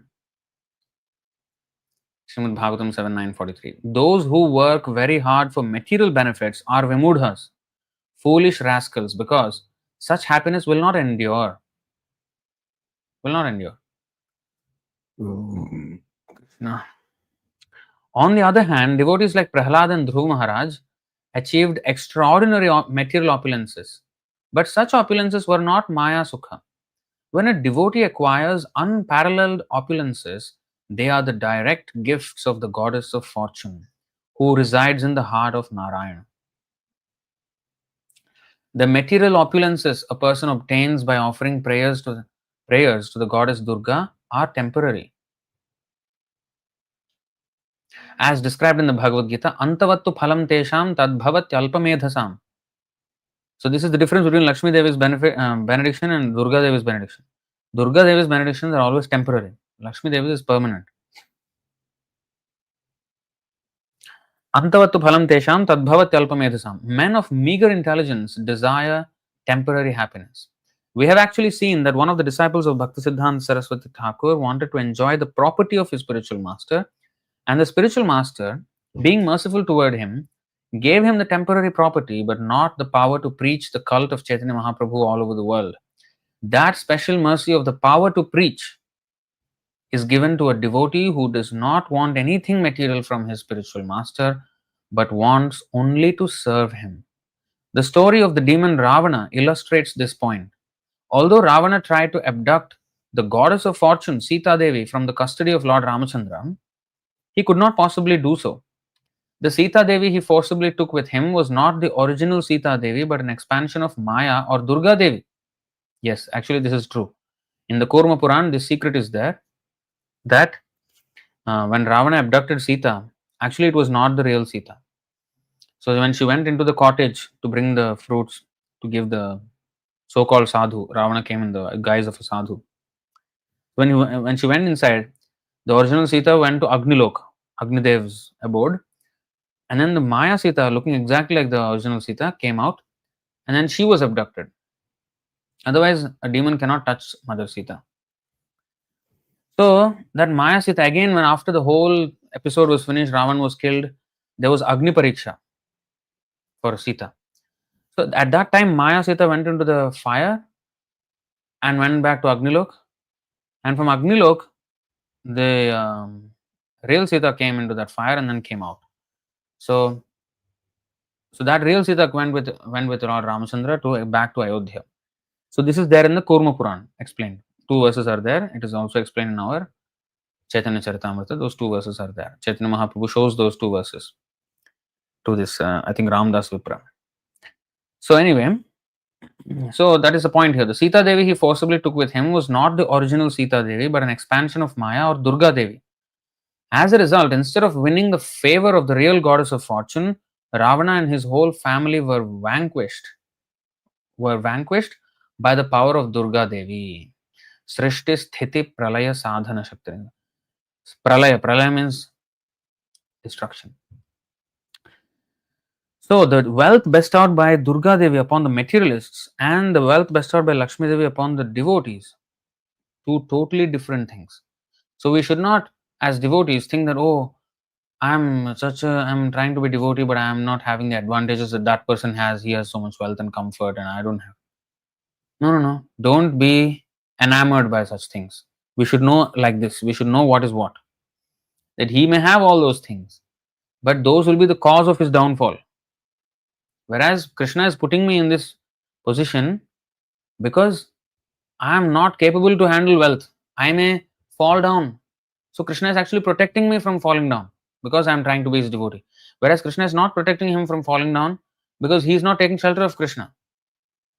According to his karma, he got something and with that he may fall down. But Krishna is protecting me from falling down to materialistic life by not giving me wealth. And Sudama says this 1081:37. Adirgha bodhaya. Yeah. Yes. So you see, भक्ताय Chitra भगवान् हि संपदो राज्यं विभूतिर्न समर्थयत्यजः अदीर्घबोधाय विचक्षणः स्वयं पश्यन्निपातं धनिनां मदोद्भवम्.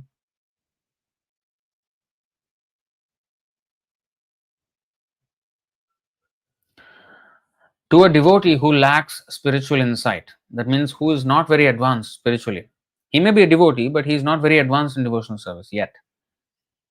So, to a devotee who lacks spiritual insight, Adirgha Bodhaya, the Supreme Lord will not grant the wonderful opulences of this world, kingly power and material assets.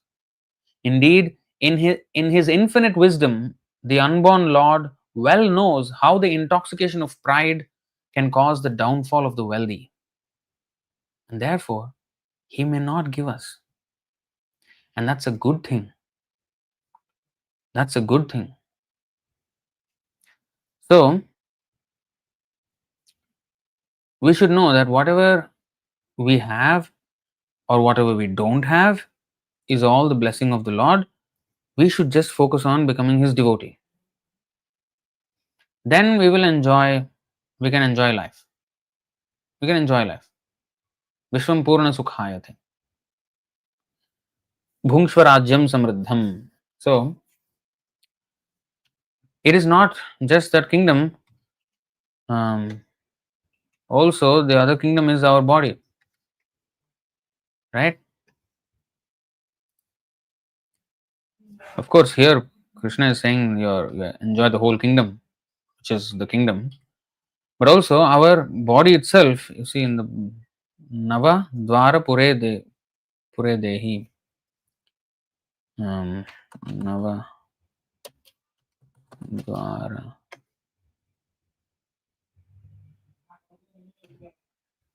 In the Bhagavatam also the city of 9 gates is mentioned. 5:13 Sarvakarmani manasa sanyasyaste sukham vashe navadvare pure dehi naiva kurvanna karayan. In the place where there are 9 gates. Pure means in the city. Navadvare pure. Dehi. Dehi means so. So this body is considered a city with 9 gates. 2 eyes, 2 nostrils, 1 mouth, 2 ears, genitals, anus. 9. So 9 gates. So this kingdom we have to conquer and we should be flourishing. Our kingdom should be flourishing. How? When we are self-contented in Krishna consciousness, then we are happy. Otherwise, you see Ravana, such a great king, conquered so many, his son is Indrajit, but he is not happy. He wants to have more and more women. He cannot control his senses.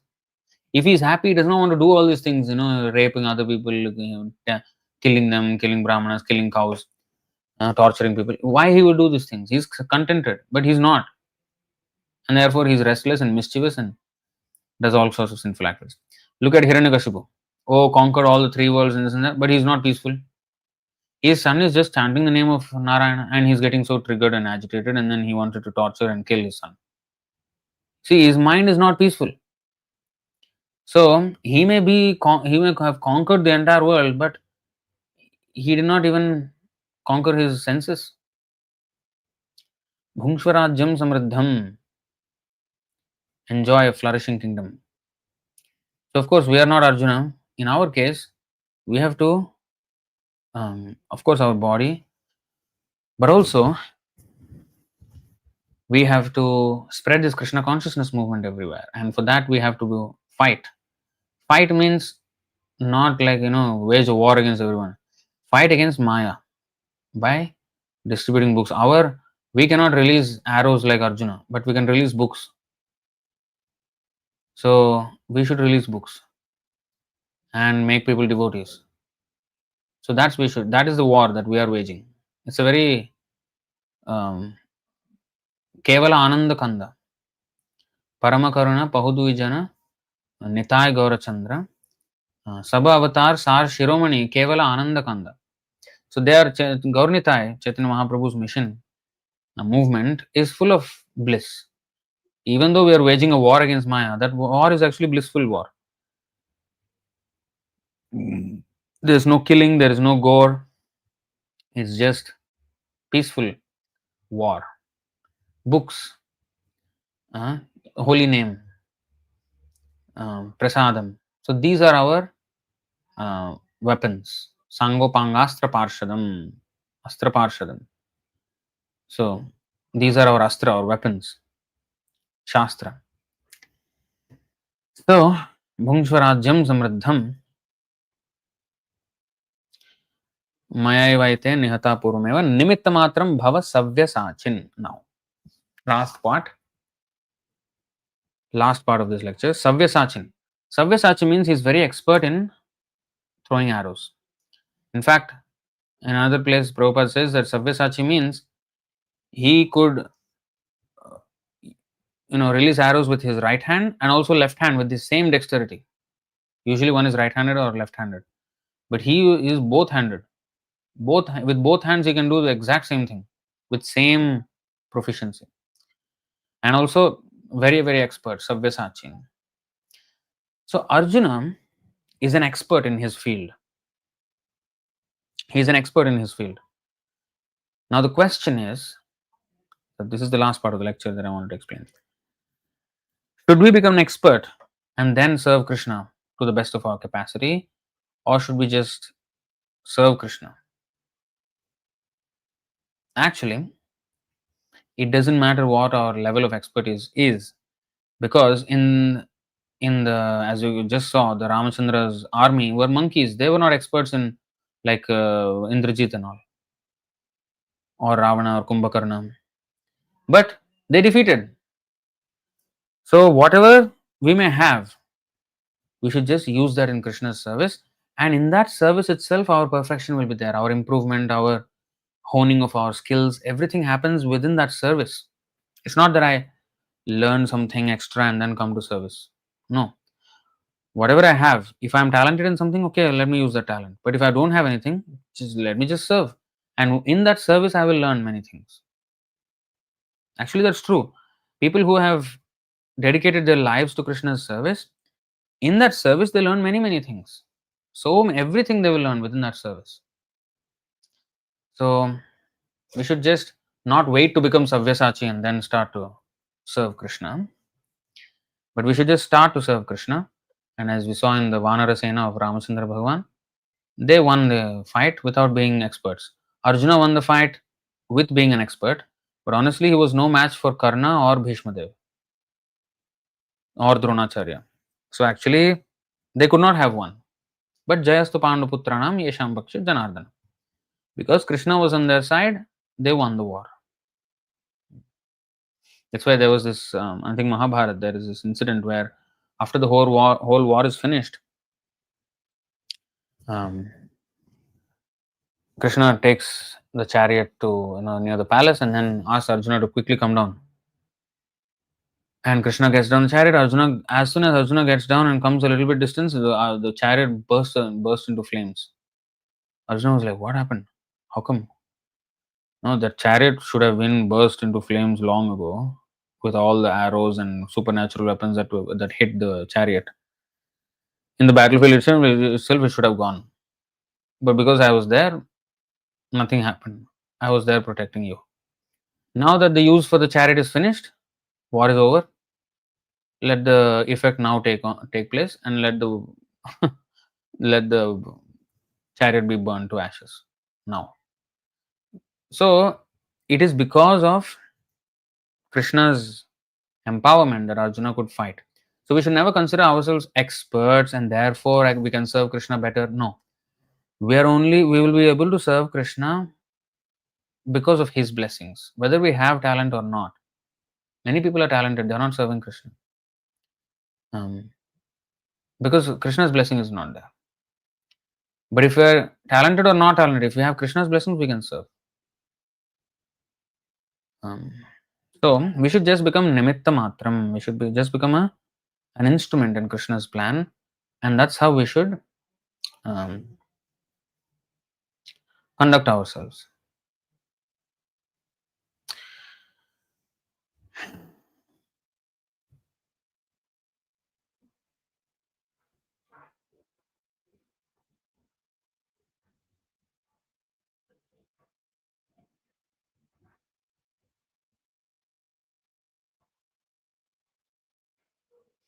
Okay, so I'll stop here.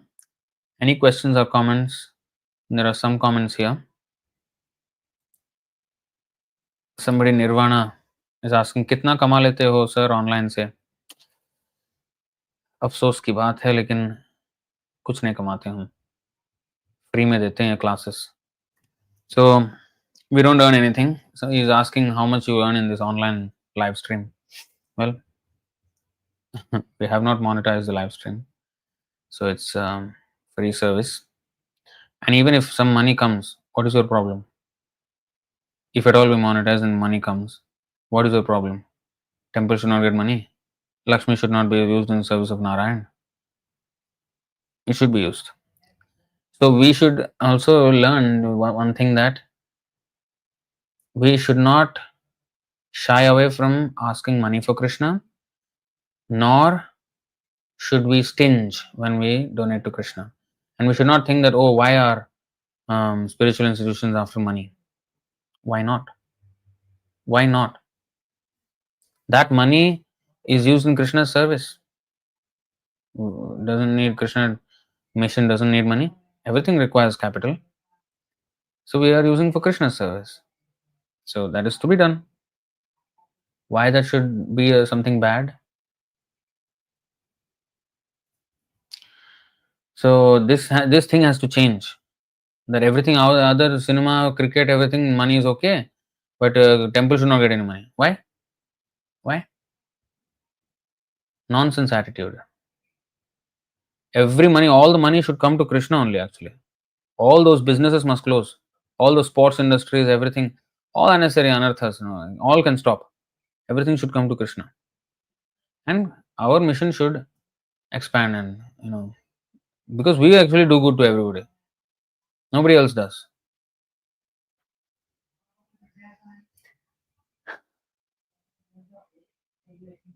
Somebody is asking, "आपका education क्या है?" You came here for chit chat or what?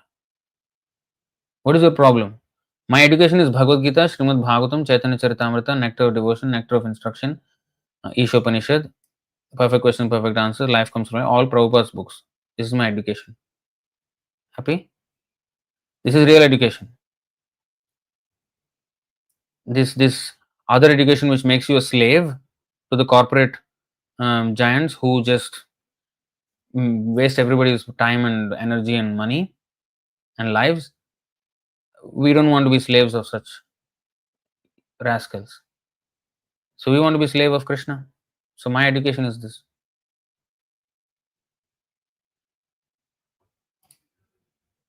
Guruji, kindly share something about Charvak philosophy. I am not going to share whatever you want. This is a Bhagavad Gita class. Learn how to listen to the class. Don't ask anything that you want, whatever you feel like. That's not proper etiquette. When somebody is speaking about one subject, try to understand that subject. We are talking this for your benefit. Try to understand the subject. Don't simply, this is not a chit chat session. No, let's talk about this, let's talk about that. No, no, no. Hear what they're talking about. Okay. There is a proper way to hear.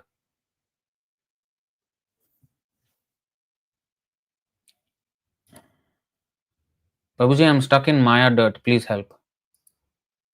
So you came to attend the class, so that is help. So keep attending Krishna Katha, read Bhagavad Gita, then you will be helped. And chant Hare Krishna, eat Krishna Prasadam. Chant Hare Krishna and read Prabhupada's books. That will be the start. And your life will be blessed. All the dirt will go away. Chetu Darpanam Arjanam.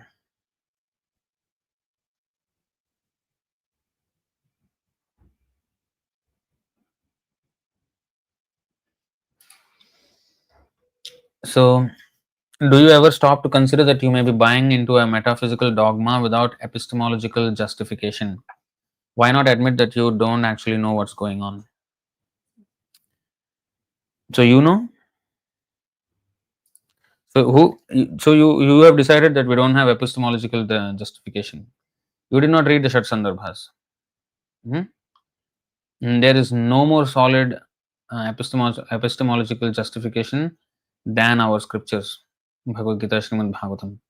And Jiva Goswami did a fantastic job writing the Shat Sandarbhas, giving all the epistemological, philosophical, logical, and spiritual justification for our philosophy.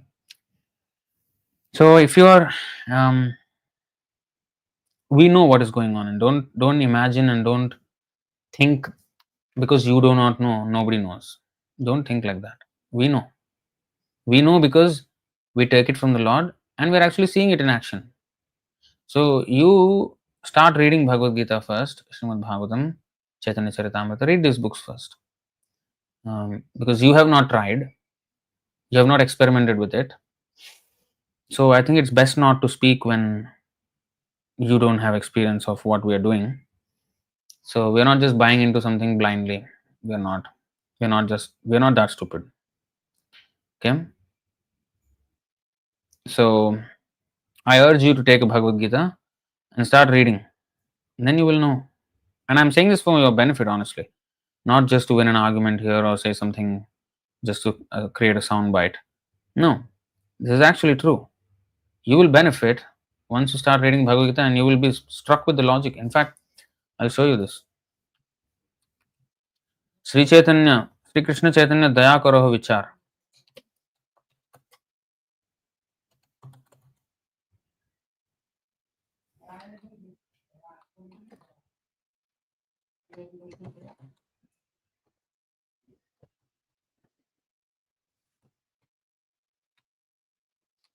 Adi 8:15. Sri Krishna Chaitanya Daya Karaho Vichar. Vichar Korile Chitte Pabe Chamatkar. If you are indeed interested in logic and argument, kindly apply it to the mercy of Sri Chaitanya Mahaprabhu. If you do so, you will find it to be strikingly wonderful. So I urge you to study Bhagavad Gita, Bhagavatam, Chaitanya Charitamrita. These books study first and apply your logic and argument and reasoning and see how beautiful and how wonderful this whole thing is. We are not getting misled here. And anyway, keep to the topic at hand.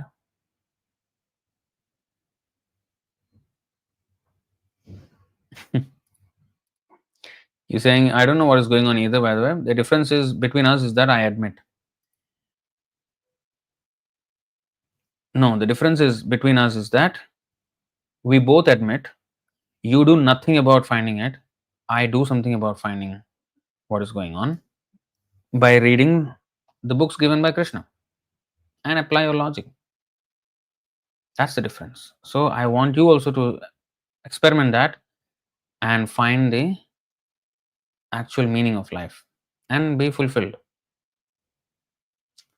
Okay.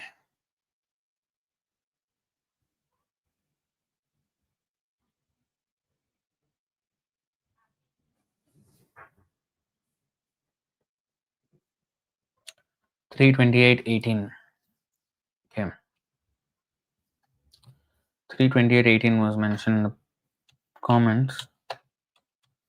328.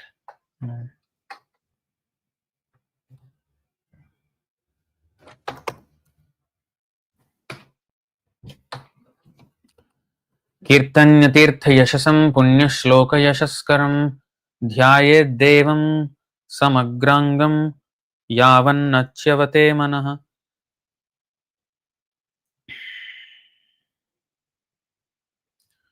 Tirthayashasam, the glories of the Lord, Punya Shloka of the devotees. Interesting.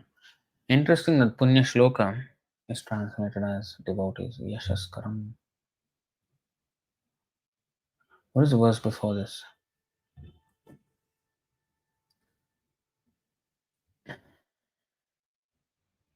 Bhritya, upon his devotee.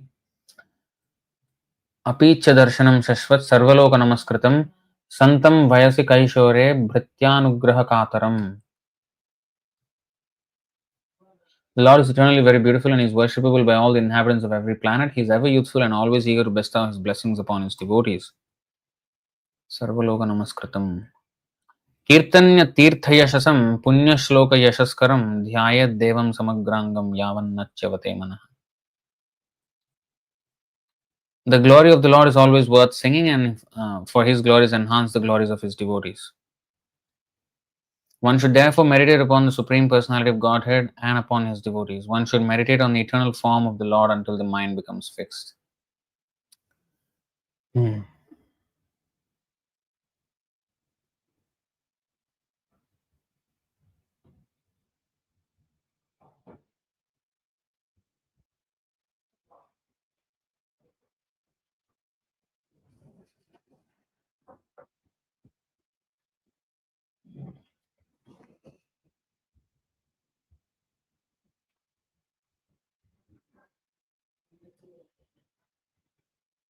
Mm.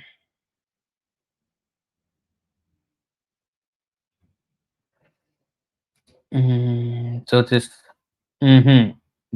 account is just creating some nuisance here.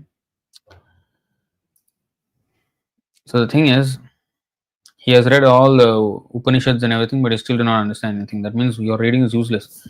You should read from the pure devotee. That's why you do not understand anything. You do not read from a pure devotee. That's your real problem. You can read everything. Vedeshu durlabham, adurlabham atma bhakto. Brahma Samhita says. You can read all the Vedas, you will never understand. But if you read, if you become a bhakta, devotee of Krishna, then you will understand. So become a devotee first. 3:13:4. I think, what is that? Yeah, it's an important verse as well. 3:13:4. Yeah, the character, the life of the devotees.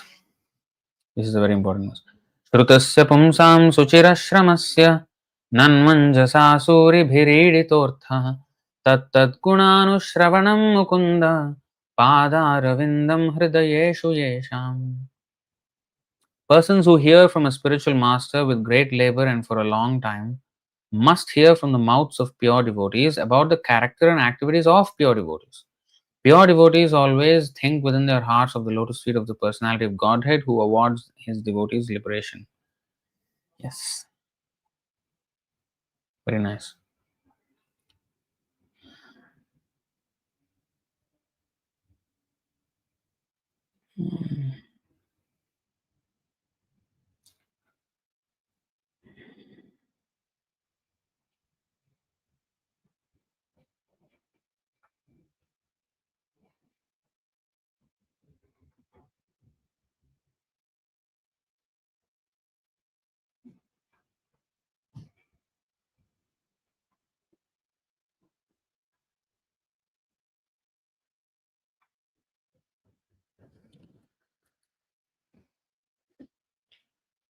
I'm trying to understand why you're calling yourself servant. Yeah, we are parts and parcels of God, so we are servants of God. We are not God. Mm,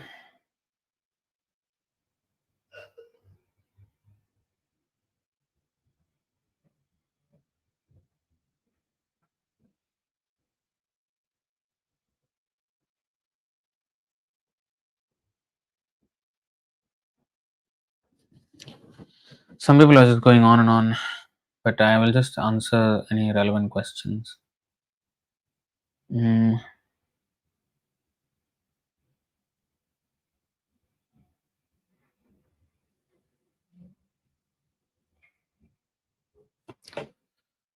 Somebody is asking, where is Prabhupada ji? Let's see, this is the thing. You ask, please ask relevant questions. Bhagavad Gita, purport 13:8 to 12. Humility means that one should not be anxious to have the satisfaction of being honored by others. Yeah, that's humility. Ravana's kingdom was flourishing mentally, not spiritually, sadly. Yeah, materially, sorry. And that material flourishing also will be finished after some time.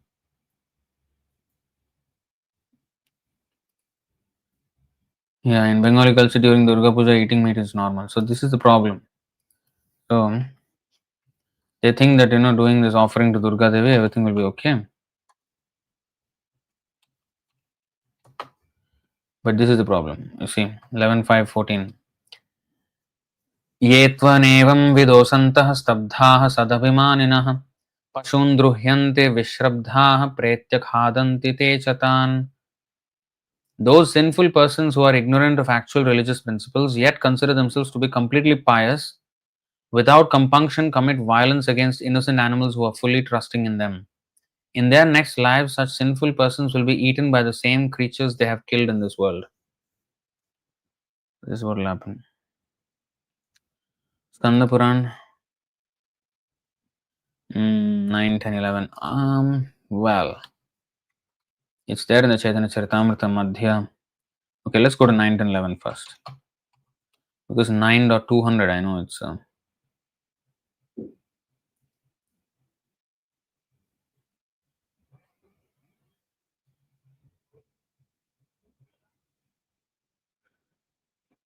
Skanda Puran quoted by Madhvacharya.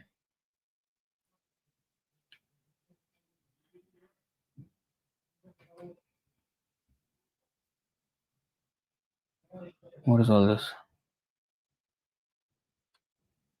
Oh, this is Skanda Puran. Wow.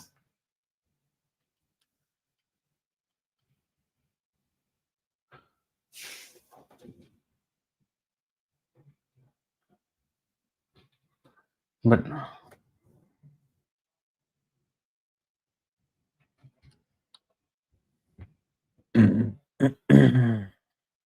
I think this is not the full translation of these verses.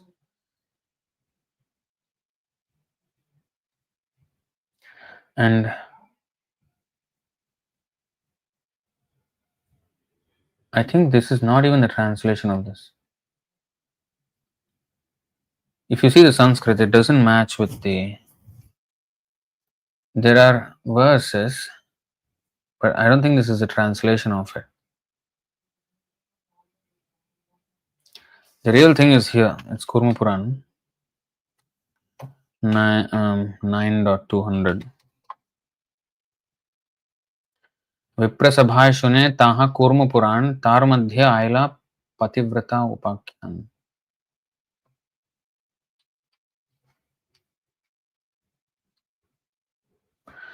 Okay.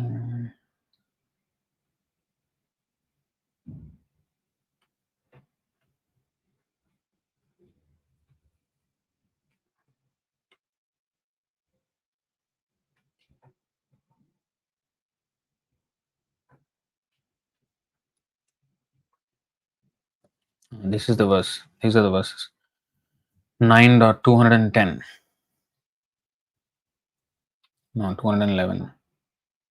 211 and 212. सीतयाराधितो वह्निश्छाया सीताम् अजीजनत् तां जहार दशग्रीवः सीता वह्निपुरं गता परीक्षा समये वह्निं छाया सीता विवेशसा वह्निः सीतां समानीय तत्पुरस्ताद् अनीनयत्. So this is the exact one from Kurma Puran. When he was petitioned by Mother Sita, the fire god Agni brought forth an illusory form of Sita, and Ravana, who had 10 hands, kidnapped the false Sita. The original Sita then went to the abode of the fire god. When Lord Ramachandra tested the body of Sita, it was the false illusory Sita that entered the fire. At that time, the fire god brought the original Sita from his abode and delivered her to Lord Ramachandra. So these kind of secrets are mentioned. These two verses were taken from Kurma Puran. So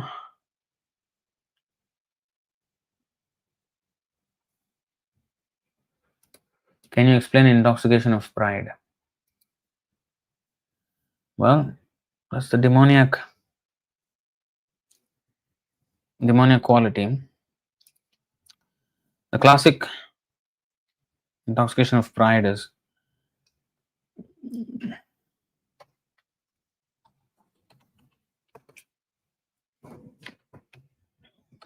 16:4. दम्भो दर्पोऽभिमानश्च क्रोधः पारुष्यमेव च अज्ञानं चाभिजातस्य Partha सम्पदमासुरीम्. Pride, arrogance, conceit, anger, harshness, and ignorance, these qualities belong to those of demoniac nature, O son of Pritha. Now, what are these intoxication of pride? 16, 13 through 15. इममद्य मया लब्धम् इमं प्राप्स्ये मनोरथम् इदमस्तीदमपि मे भविष्यति पुनर्धनम् असौ मया हतः शत्रुर्हनिष्ये चापरानपि ईश्वरोऽहमहं भोगी सिद्धोऽहं बलवान् सुखी आढ्योऽभिजनवानस्मि कोऽन्योऽस्ति सदृशो मया यक्ष्ये दास्यामि मोदिष्य इत्यज्ञानविमोहिताः. So this is the thinking of those who are intoxicated by pride. The demoniac person thinks, so much wealth do I have today and I will gain more according to my schemes.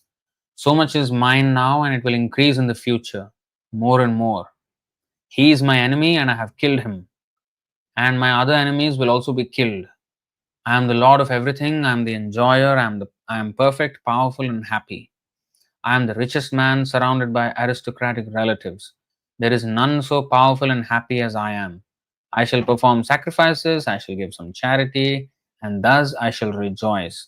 In this way, such persons are deluded by ignorance. So, this is intoxication of pride, one of the examples. Even meat eating is actually pride because, oh, for my tongue, this animal should die. You know, what is that?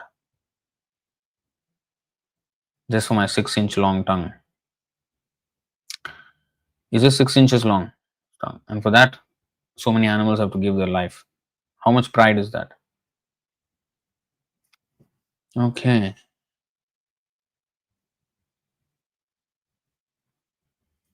When did God say they need money?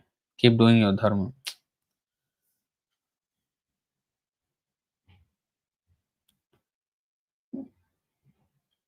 The money is meant to be used in Krishna's service, not your service.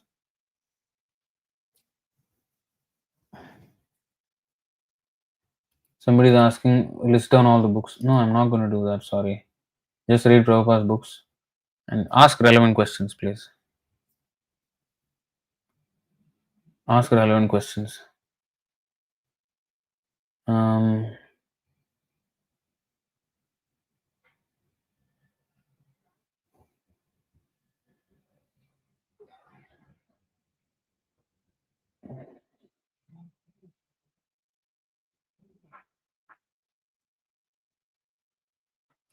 Okay, here's some relevant question. Prabhuji, what is the time for Bhagavad Gita class? So I want to join regularly. So Wednesdays at 7:30 p.m.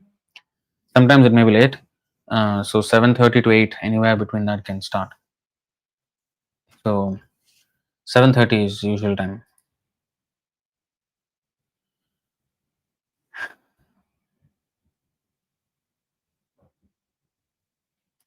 How can I recite shloka like you? Thank you. This is actually I have done a shloka learning course on our YouTube channel ISKM TV. You can search shloka learning course. There's a playlist of seven lectures. You can go through that and then all the information is there.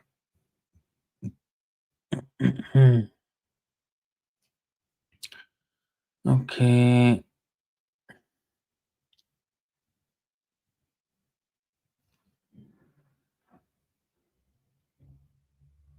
Where is Prabhupada now? You know, he's in his books. Where is Prabhupada now? He's in his books. So read his books, you will be with him. Okay. So I think that's it. Thank you very much. Jai Srimad Bhagavad Gita ki Jai, Srila Prabhupada ki Jai, Ananta Koti Vaishnava Vrinda ki Jai. Thank you for attending. Thank you for coming on. Nitai Gaur Premanande Hari Hari Bol. Hare Krishna.